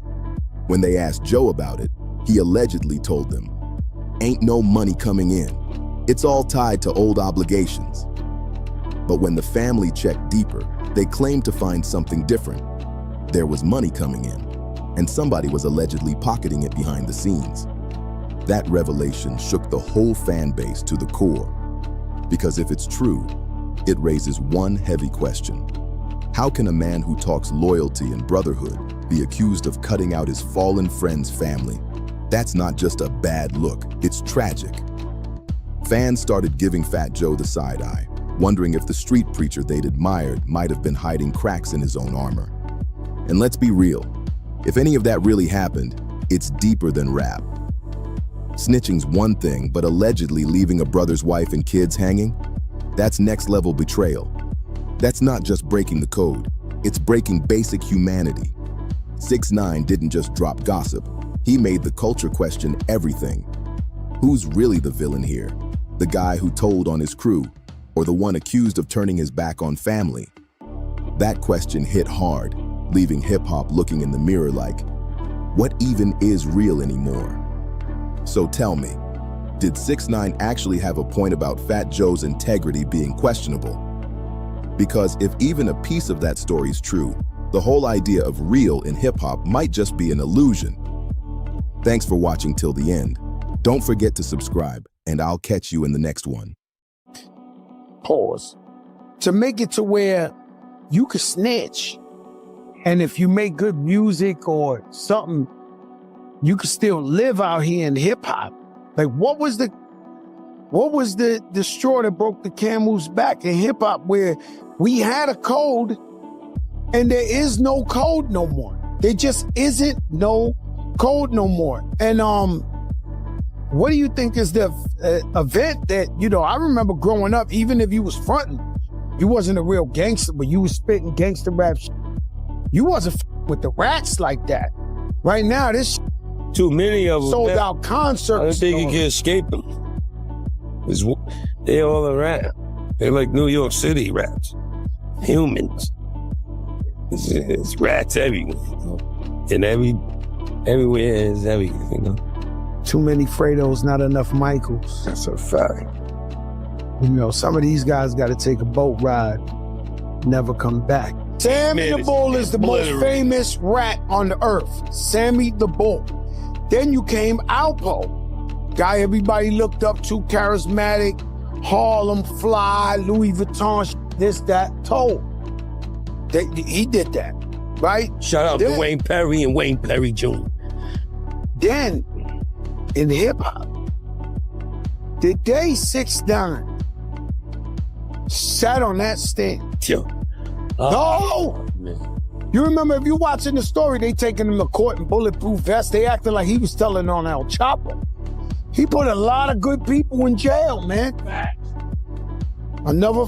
No, we gotta put him away till his time. Yo, my feeling is gonna get close. You feel it? I feel his time has come. I feel his time is gonna be soon, though. You don't need a lot. Yeah. Does it not matter no more? And I believe 6ix9ine, when he told, he gave guys 20 years in jail. All the guys, he was like, oh, but he fucked my wife. Oh, but he did. That means nothing. There's a man that works in a bodega that never been a criminal in his life, see some shit and he won't tell. 6ix9ine pulled up for an interview with the Dancer Project, and what started off chill went left quick. The moment the host mentioned Fat Joe, 6ix9ine's whole mood flipped. Calm turned into pure fire. He didn't hold back for a second. Right there on camera, he blasted Joe and aired out everything he'd been holding in. Every word hit like a punch, and nothing sounded fake. He came with receipts. Before we get into what he exposed, let's rewind. Fat Joe's been coming at 6ix9ine for years. This beef didn't just pop up. Since around 2020, Joe's been dragging his name every chance he gets, especially during interviews. The most viral moment? When Joe went on Math Hoffa's show and straight up disrespected 6ix9ine, calling him wild names right on camera. And the crazy part? If I crown myself the rat leader, he crowned himself as the cap leader. He didn't rob no 50 at no gym. That nigga, yo, bro, I'm not gonna lie, bro. Which one's my camera? That one? Yeah. This one? That one? Yeah, Fat Joe, you're a like you're a I'm not even gonna lie, you're a captain of the cap. Like nobody believe, even your co-host who's Jadakiss don't believe you. Every time you say a cap, that like like, but like I said, you gonna go flag, like and flag on the play. And my next song, I even say, I be spitting so much facts that I make jokes to distract me. That's the next bar in my song. Don't like the truth, so y'all make jokes to distract me. We know this lying. Right? All right, yo, listen to me. Listen. But there's to a lot of people that say he ain't lying. He ain't lying? Yeah. All right. Which one's my camera? If Fat Joe is not lying, the next person on the Dancer Project, bring Big Pun's son. Bring Big Pun's son on the Dancer Project. Welcome back. Chris Rivers. Welcome back, y'all. Let's skip this clip. Watch when he see this clip, he gonna hit up, yo, Chris, don't do that. How much money you need? Out of here. Yeah, let's talk about it. Yeah, you just said a lot. You just said a lot. Bring Big Pun's son, even on the verses. Remember when he was facing Ja Rule? Yeah. And they said, don't play that shit. That's Big Pun. Don't do that. Don't do what, fat bitch? You talking? He brought it up again last month like he just couldn't move on. Let's be real. When folks talk about rats in hip-hop, 6ix9ine's name always gets thrown in. He became the face of betrayal in this generation, and Fat Joe never let that go. Joe even claimed he warned 6ix9ine about the feds before the RICO case hit, saying he saw it coming. But 6ix9ine didn't listen, and when the storm came, his world fell apart overnight. Now here's the twist. Joe's supposed to be about peace these days, but for some reason, he keeps spinning the same story like he's stuck in the past. 6ix9ine called him out on it, saying the drama's old and pointless. Like, why keep disrespecting someone who's moved on? Then came the bomb. 6ix9ine said, he ain't snitch on me, and he ain't snitch on nobody I know. And so we find ourselves in situations like Liza Rios has with Joe Cartagena, Fat Joe, where, you know, you got to file a lawsuit to figure out what actually happened and to find out where is the money. So today, although Fat Joe's lawyers originally filed an answer in the case. They subsequently filed a motion to dismiss, as did Jelly's Jams, not claiming that they don't owe any money, but just making technical legal arguments that basically saying that Liza can't sue them for one reason or another. We feel pretty good about the hearing. There was a hearing that took place today, oral arguments for our side and for Jelly's Jams and Fat Joe to talk about why we believe that they should be kept in this case and why we believe that they basically had fiduciary duties, meaning a higher standard than a breach of contract standard to pay Liza monies that were due her husband so that her family can benefit. You asked if it was a rehashing. Well, in some ways it's the same issue. The big question is, where's the money, right? So, and there's some new information has come to light just of late that is setting some light on what happened to the money. And so that's really why this lawsuit is being filed now. Over time, you're supposed to get royalties twice a year or whatever. And most of the time the accounts are saying they're unrecouped. So when an artist is getting statements that say they're unrecouped, there's really no reason for them to think that there should be money there. Right. In this particular case, we found the reason to believe that there really should be some more money there. And that is that we found out that in foreign territories overseas that the writer splits are not properly reflected for the songs the way they should have been. And that's indicating that there was some money that was collected there that shouldn't have been collected. So that's where we're after. We're trying to pursue that. Actually, the important thing is that now artists are also getting paid for that money. Right. ASCAP and BMI, the traditional, societies that collect money for songwriters, have been able to collect money for those streaming services and other, new technology types of services. Wild, right? Before adding that Joe was warning people he still kept close. That hit hard. It wasn't just about clout. 6ix9ine was defending his name and checking one of hip-hop's OGs right to his face. And that's when it really got messy. Fat Joe's been walking around acting like the street code police, preaching loyalty, honor, and realness. But 6ix9ine made it clear. Joe's whole anti-rat act might not be as clean as it looks. After years of quiet shots, Joe just had to bring it back up. And now, the whole internet's watching. This time, Fat Joe sat down with Jadakiss, and out of nowhere, he starts talking about how he couldn't sleep one night. He says he was just laying there, thinking about who kicked off what he calls the snitching epidemic in hip-hop. And of course, he points straight at 6ix9ine. Like, seriously, after all these years, he's still stuck on that? But here's where it gets wild. What does any of that have to do with music? Joe out here acting like an FBI agent instead of focusing on his own legacy. Get me in trouble. For sure. How did you feel go. after warning Tekashi? Because I saw it when you sat with him. And I was like, Joe is trying to put him on right now. And I'm going to just be honest with you. Damn, you went there? Yeah, I went there. This is a sucker. He's a sucker. Let me get, okay. Pop another bottle in there. No, I ain't drink. I'm dead sober. Crazy. No, I'm dead sober. This dude here, this type of shit, this doing, I'm convinced he want to die. I don't wish it on him or nothing like that, but I'm convinced he's miserable in his body. He can't look in the mirror. Nah, I don't know if he got to be. He's a lot of snitch. So now the man snitch, right?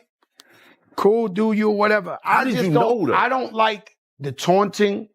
I try to tell him, like, what happens? Like, yo, bro, listen, I didn't know if he really did it. I didn't know what was going on. The crazy is when I talked to him in that interview, I talked to him off the air, and he lied to me and told me, yo, this is just an image. I'm fronting this and this and that. He told me that in front of Shotty and them. They were standing right there with him. He said, what? Joe, he told me that he was lying. He said image. Yo, Joe, I'm not really doing this. I'm not a gangster. This is all for like promotion. I got it. At that point, I said, so you're not doing nothing because you're going to go to jail if you're really doing stuff. Right.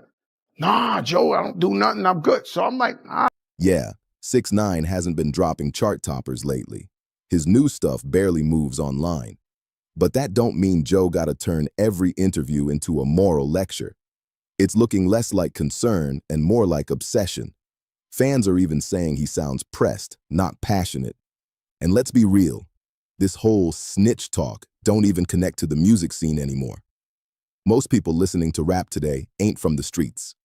They never hustled, never faced the feds, never lived that life, but they still scream street code like it's their law.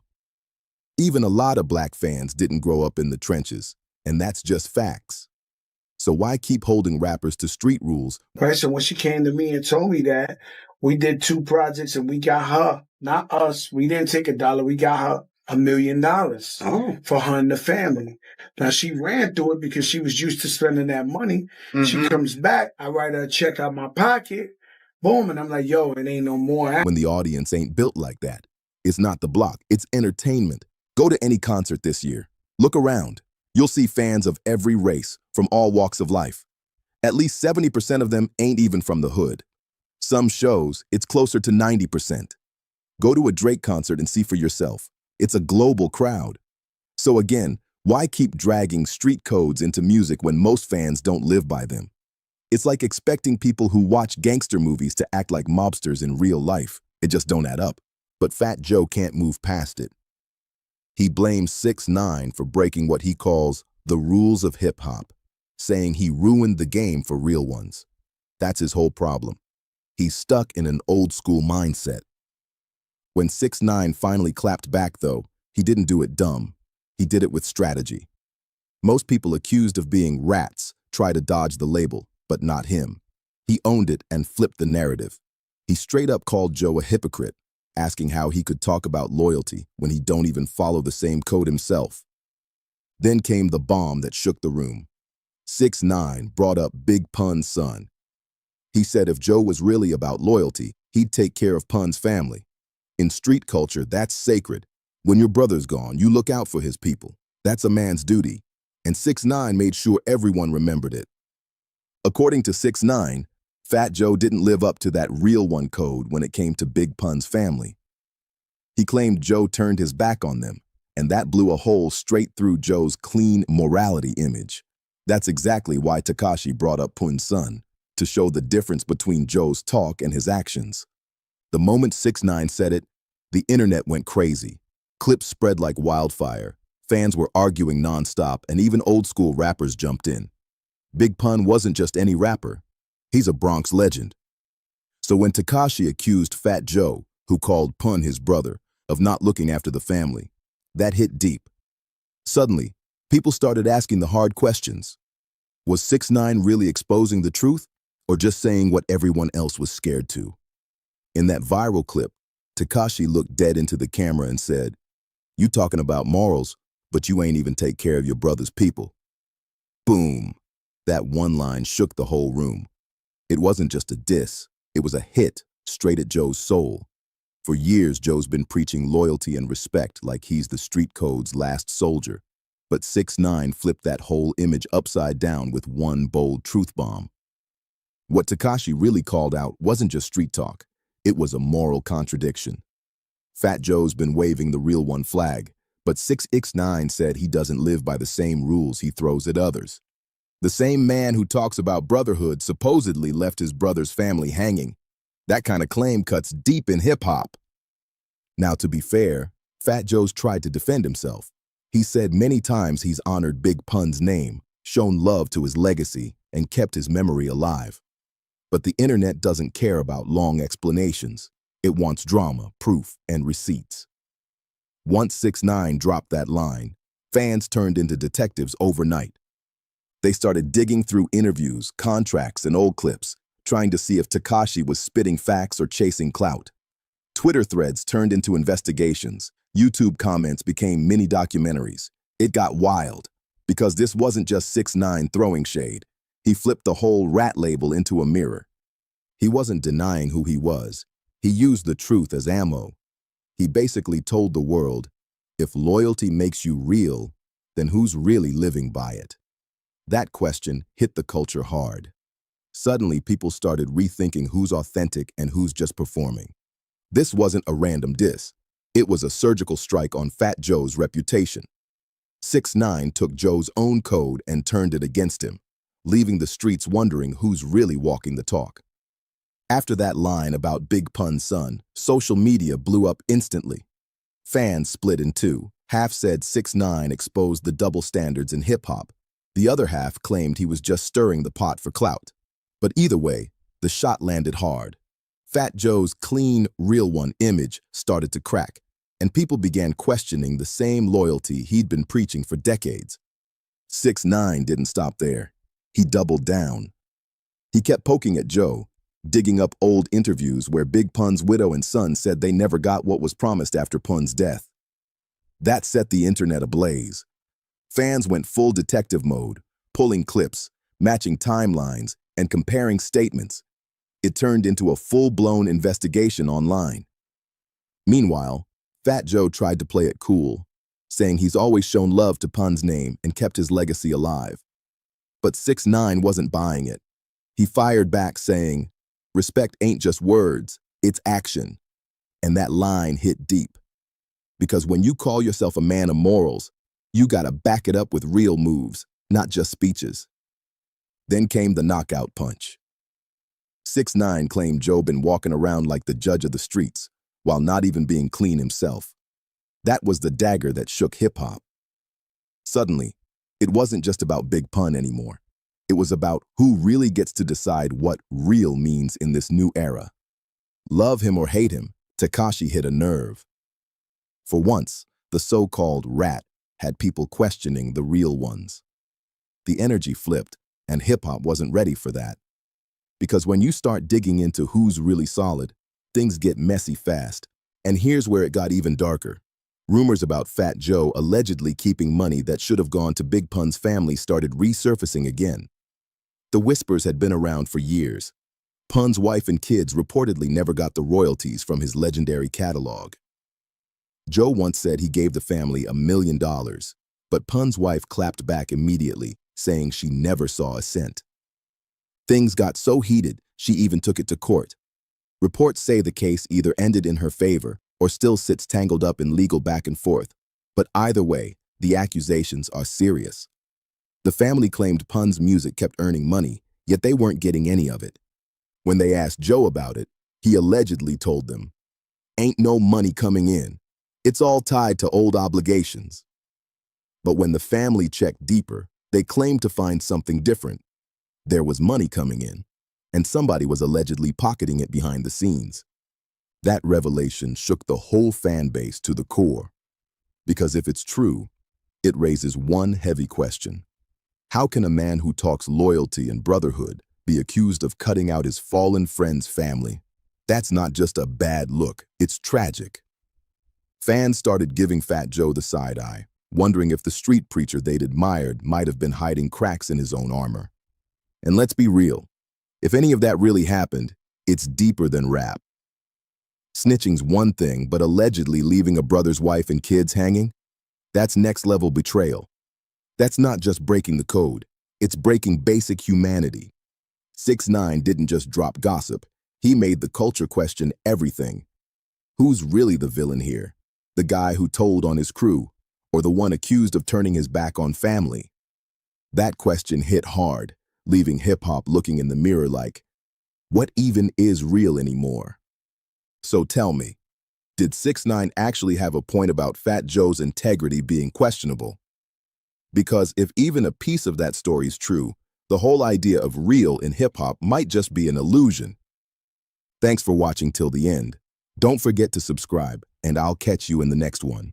But most of the mainstream was not tuned in until Lil Durk and Shiesty came together in blood. And while most fans were focused on Durk in the wake of the Quando and Von situation, the entire city of Memphis was focused on Shiesty's verse. Because he wasn't just rapping, Shiesty was talking about a specific event that happened where he and two members of his crew went to a rival house in Memphis and robbed a bunch of guns from them. That's why in the lyrics he says in the song, Shiesty's talking directly to them. Ayo, the streets are wild right now.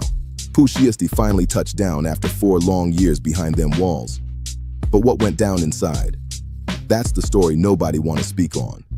Word on the yard is he got pressed heavy in the feds, surrounded by GDS, no backup, and things got ugly fast. Reports say they even caught him slipping and rocked him to sleep. And believe it or not, the whole thing might have sparked off because of a song. Yeah, you heard that right. Some bars from one of his tracks had real gangsters taking it personal.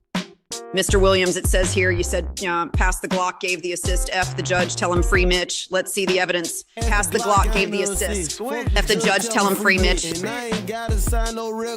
Go bust down my wrist. Pooh came in the game loud, full Memphis energy, raw and fearless. He was running tracks with Lil Durk and Big 30, moving like he had the whole South behind him. Fans crowned him one of the realest to ever do it. But the same raw energy that made him a star, it's the same thing that dragged him deep into that street fire he couldn't walk away from. See, in the industry, you can spit a verse and move on. But inside prison, every lyric, every cosign, every name drop turns into a target. Every word becomes a test. And that's where Pooh's story flipped. This wasn't just rap beef anymore. This was survival. This was real life. Behind locked doors where reputation can either protect you or destroy you. So yeah, buckle up. This ain't some rumor for clicks. This is Pooh Shiesty's real fight for respect and safety. Let's rewind a bit and talk about how a young Memphis kid turned into one of hip-hop's loudest names, and how that fame almost became a curse. Born Lontrell Williams right in the heart of Memphis, Tennessee, Pooh Shiesty came up fast. He was raw, hungry, and street smart. His name started buzzing heavy after those hard-hitting tracks with Lil Durk and Big 30, tracks that had people saying, yeah, this dude's real. He wasn't rapping for fame. He was telling his story, straight from the trenches, no filter. His voice carried that Memphis pain, that trap energy, and that made the streets respect him instantly. But with every hit song came more pressure. The success was fast, maybe too fast. Suddenly, he wasn't just a local name anymore. He was the face of a movement. But the thing about real life, you can't outrun it. The same streets that made him famous were waiting for him when the feds came knocking. Small charges turned into major cases, and soon, Pooh found himself in that federal system, where your reputation means everything, and the wrong word could cost you everything. Behind the music videos and the flashy lifestyle was a young man battling both fame and his past. The industry tried to celebrate him, but the streets still claimed him. That dual life, rapper and street soldier, was catching up fast. Then came the breaking point, the federal sentence, the halfway house, and the violation that threw him right back into the pen. It was here, behind bars, that fame met danger head-on, where rap alliances mixed with real gang affiliations, and every day became about survival. Now that Pooh Shiesty's free again, everyone's wondering, what really went down in those walls? How did a superstar end up being tested by gang politics behind bars? Let's dig deeper into his prison story and uncover how one of Memphis's hardest rappers had to fight just to stay alive. Prison backstory time, and trust me, it gets deep. Pooh Shiesty's rise to fame was lightning fast, but his fall into the system came just as quick.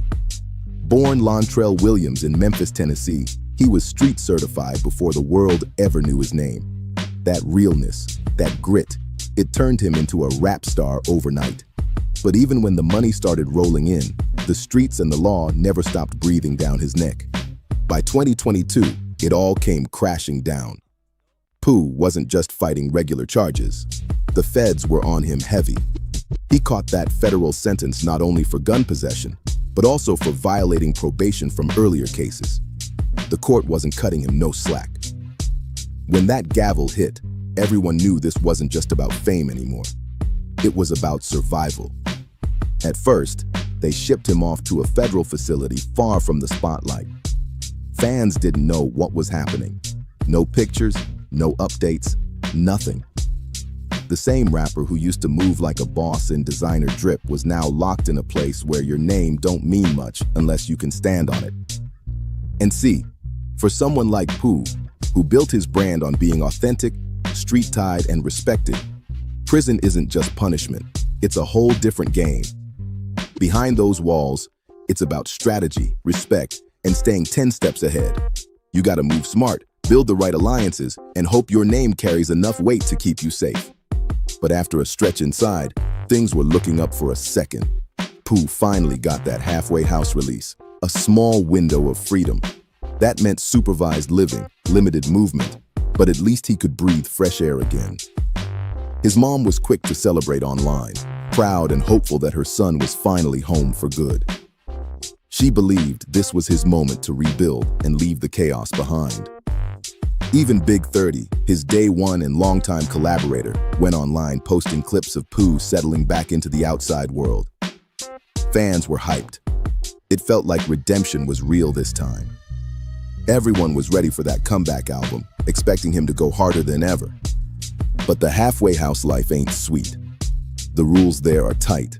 No slip-ups, no missed check-ins, no late-night moves. Every step you take is watched. And somehow, Pooh slipped. The details of what went down are still cloudy, but whatever he did broke the rules bad enough to get him hauled right back to federal prison. Just like that, freedom gone again. That return hit hard, not just for Pooh, but for his whole circle. His family was crushed, his fans were disappointed, and his team knew the comeback plans were paused once again. But this time, the situation was heavier than ever, because going back meant facing a system full of real killers, gang leaders, and men who ran prison politics. Federal time ain't like county. It's a whole different jungle. Every unit is filled with people who got rank, power, and serious influence.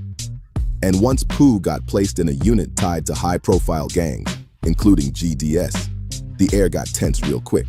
Everybody knew his name, and not all of them liked what he represented. See, his past music started catching up. Pooh had done a track with Lil Durk that took shots at FBG Duck, a known GD from Chicago who got killed in 2020. Even though Pooh wasn't part of that Chicago drama, just being on that track painted a target on his back. Inside the feds, perception is everything. Your verse, your feature, even a single lyric can be seen as disrespect. In the free world, that might just be rap competition. But in prison, it's a threat. You can't claim ignorance when politics run deep. Some inmates reportedly saw Pooh's feature as a sign of alliance with certain enemies, and tension started brewing fast. While the streets might forgive you for not knowing, the code behind bars is strict. No excuses, no explanations. For Pooh Shiesty, this wasn't just time to serve, it was time to survive. Inside them walls, gang ties ain't no joke.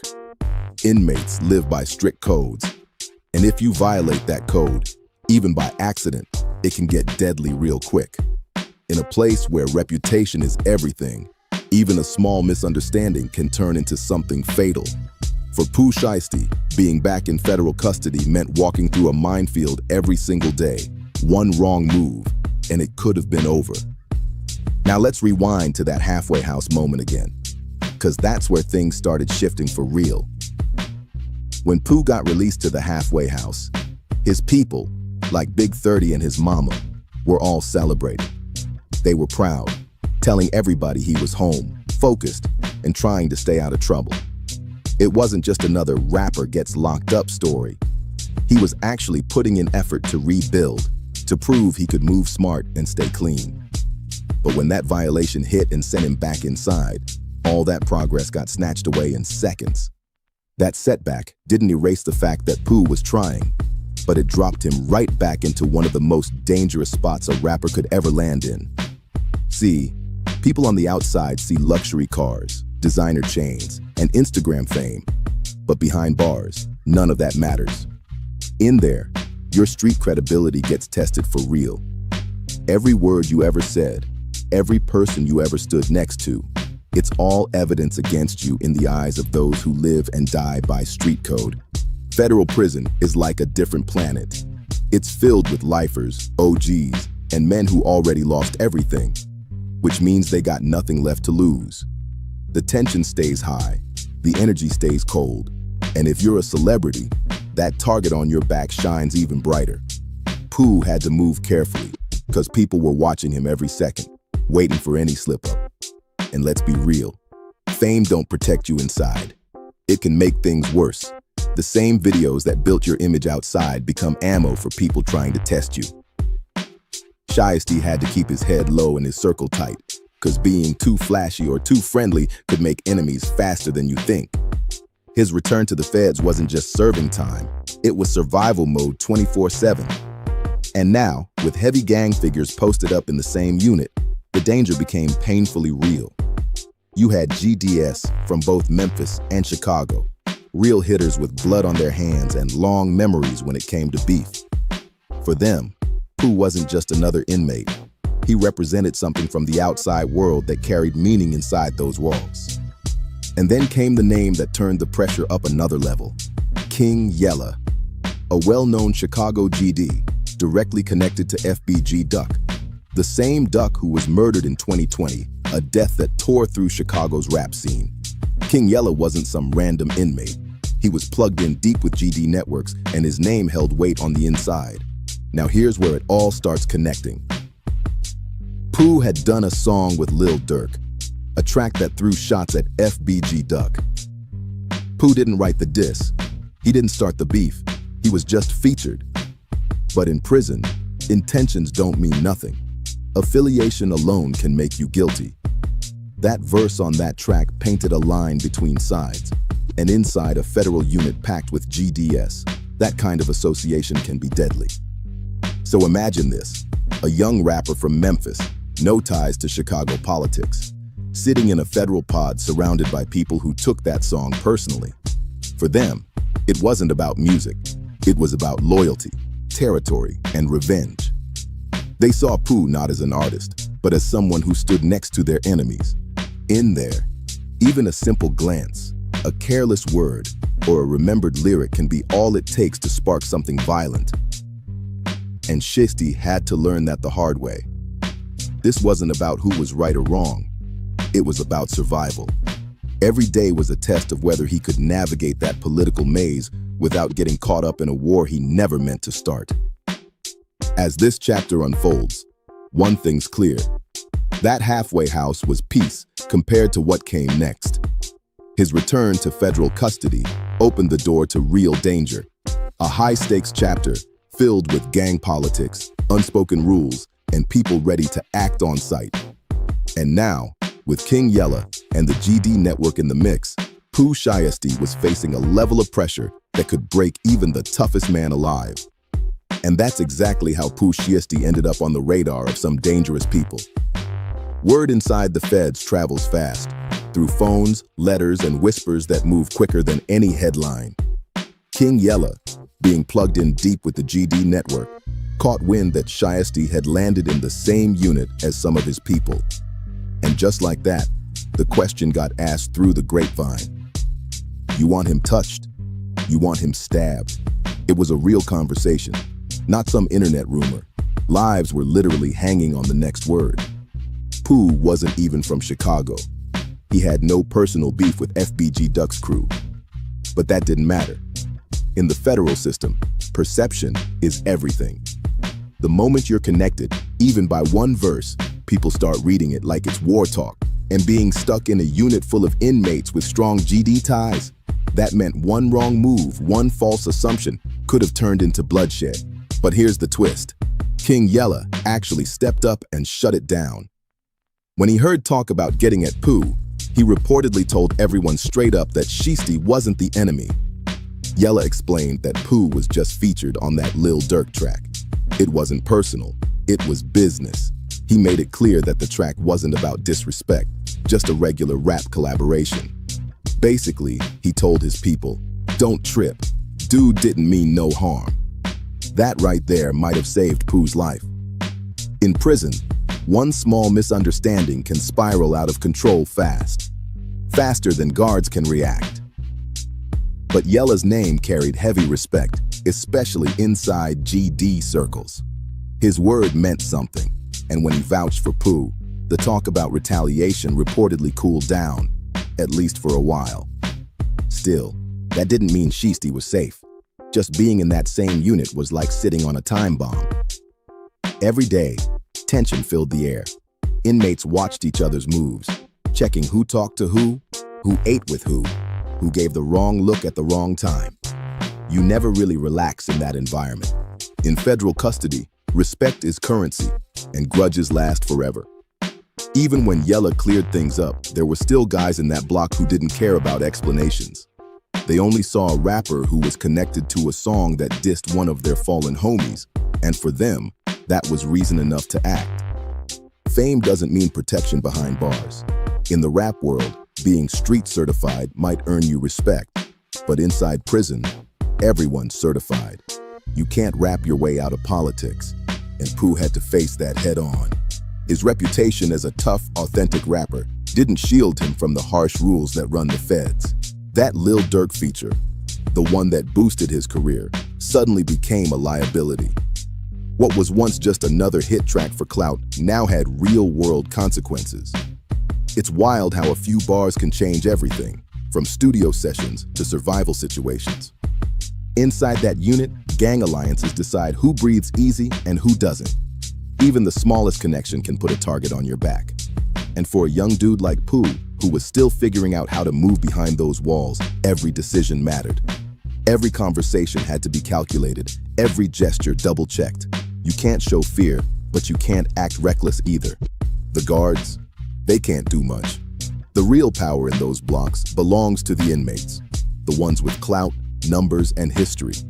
The politics inside those fences run deeper than any court ruling. One wrong look or one disrespectful word can light a fuse that explodes in seconds. And for someone like Pooh Shiesty, whose whole brand is built around being real and respected, that made things even trickier. He had to balance staying true to himself while avoiding situations that could end his life. King Yella's role in calming the storm showed how powerful respect can be, even inside prison walls. Yella used his influence the right way, stepping in to keep the peace when things could have gone left fast. That single move might have prevented another tragedy in a system already full of them. But what this really shows is how fragile a rapper's safety becomes once they're caught in that environment. One verse, one rumor, one association. And suddenly, the same fame that made you a star can make you a target. And in that unit, Pooh Shiesty was walking that thin line every single day, praying it didn't snap. One day, you're a star with the world chanting your lyrics. The next, those same lyrics could have you fighting for your life. That's the brutal truth Pooh Shiesty had to face.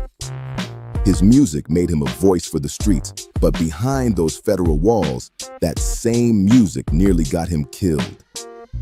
What started as a studio feature turned into a survival test, where every connection, every verse, and every affiliation carried deadly weight. For Pooh, it stopped being about fame. This was about realizing just how tangled his rap career and street life had become. Being on that Lil Durk track might have seemed like just business in the booth, but in the feds, it was seen as war. King Yella's intervention probably saved him that day, but it didn't erase the constant danger surrounding him. In that unit, full of GDS and other hard hitters, peace was temporary and fear stayed close. This chapter of Shiesty's story exposes a harsh truth. Fame might open doors, but it can also open wounds. Inside federal prison, street credibility doesn't protect you. It paints a target on your back. The line between being respected and being hunted can vanish in a heartbeat. And for someone like Pooh, survival depended on more than luck. It was about building the right alliances, showing respect, and moving with deadly precision. One wrong word, one wrong look, one wrong friend, and it could have all been over. But then came the part that shocked everyone, the attack. After being sent back for breaking his halfway house rules, Pooh landed right back into the most dangerous environment possible. Surrounded by men with gang ties, reputations for violence, and personal grudges, the tension was already sky high. And then, it happened. Pooh was attacked inside federal custody, and reports say he was left in critical condition. The details stayed murky. No official statement, no video leaks. But insiders claimed it was bad, real bad. People close to Pooh said it wasn't just a scuffle, it was a targeted hit, the type that sends a message. He was rushed for treatment and the word critical started floating around the web, making fans panic. That's when it hit people. This wasn't just music beef. It was real-life danger playing out behind prison bars. And let's be clear, this wasn't random. Pooh was still in the same unit that housed GDS connected to the late FBG Duck. The same guys who felt disrespected by that track with Dirk. King Yella had stepped in once before to cool the fire, but not even his influence could guarantee Pooh's safety forever. Inside the feds, peace is temporary. The tension never truly fades. Even when things seem calm, danger hides in the quiet. All it takes is one overheard word, one mistaken gesture, one old grudge, and violence explodes. And that's exactly what people believe happened. Guards can't stop it, cameras can't prevent it. Once something's greenlit inside, it's already too late. When the news broke, social media lit up instantly. Fans couldn't believe it. Pooh Shiesty, the same rapper who once ruled the streets and charts, was now fighting for his life inside a cell. It shook people to their core. To fans, Pooh was the definition of confidence and street smarts, a Memphis boss who stood on business. But this attack proved something darker. Fame can't save you from federal politics.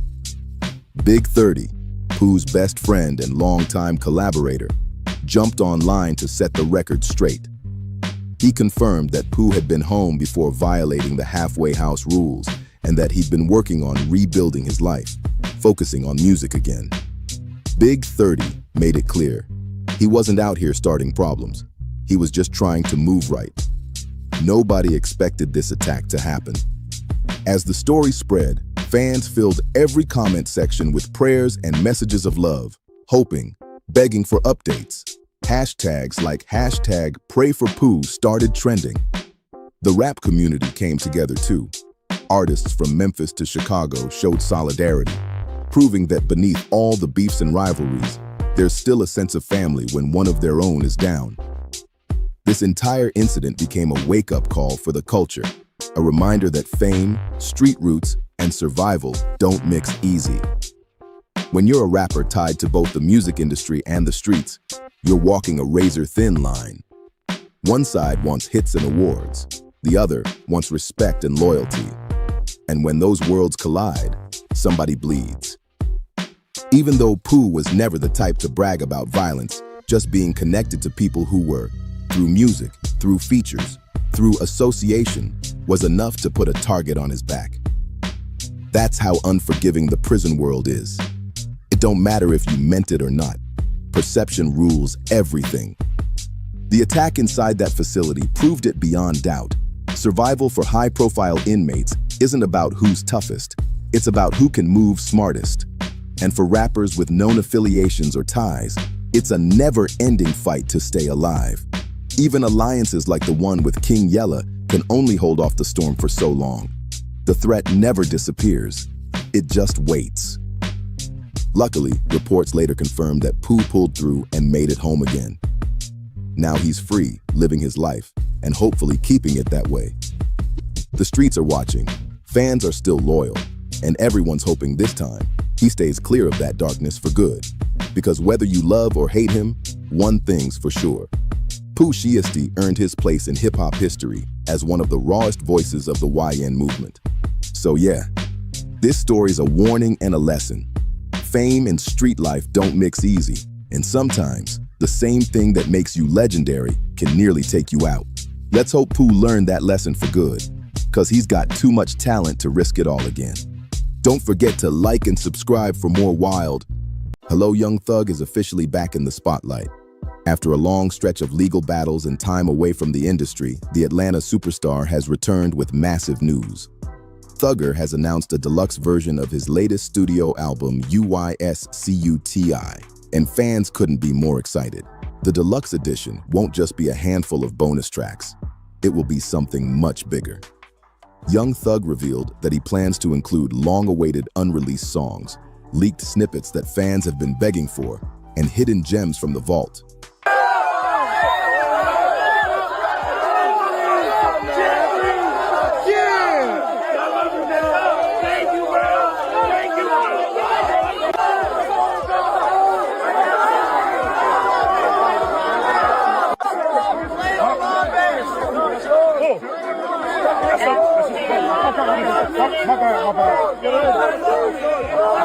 For many listeners, this means tracks they have only heard in fragments or low-quality leaks will finally get the official treatment they've been waiting years to experience. But that's not all. Along with the Deluxe album, Young Thug has confirmed a worldwide 2026 tour. And he won't be hitting the road alone. Standing right beside him will be none other than Quavo from Migos. Thugger, what's happening? Thugger, much lover, my brother. Thugger, much lover. This announcement sent shockwaves through the hip-hop community, with fans instantly buzzing about the kind of energy these two artists will bring to the stage together. The news broke late on September 30th during a live stream with popular broadcaster Adin Ross. Thugger, appearing relaxed and focused, dropped the update with his signature confidence. "I'm going on tour next year," he told Ross. "I'm taking a few people with me."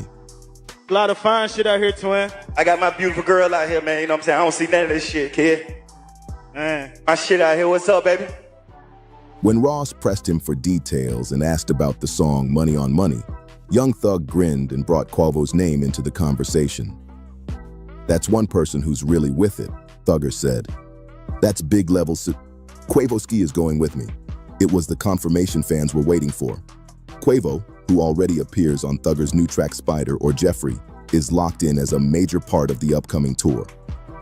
Their chemistry has been undeniable for years, and this new chapter is about to take it to the next level. The potential lineup of tour guests doesn't stop there. UYSCUTI is stacked with features, which leaves plenty of possibilities wide open. Rumors are already swirling about names like Sexy Y Red, T.I., 21 Savage, and YFN Lucci making appearances along the way. If even a few of these stars join the run, this tour could become one of the most talked about events of 2026. But not everyone is expected to show up. Despite her presence on multiple tracks from the album, Mariah the Scientist likely won't be part of the live shows. Young Thug recently revealed that the two have broken up. Fans have speculated that the split may be tied to leaked phone calls from Thugger's time behind bars, where he admitted to being unfaithful. Those clips spread like wildfire, leaving fans dissecting every detail of the couple's downfall. Still, Thugger isn't letting personal drama overshadow his music. In fact, he doubled down during the same Adin Ross interview, confirming that the deluxe edition of UYSCUTI will arrive sooner than expected. "I'ma drop some of them," he said. "Honestly, I'll upload them in a day or two." The Deluxe, I'm putting a lot of old songs that people always wanted. The ones that leaked, the snippets I put on the internet. I'm bringing a lot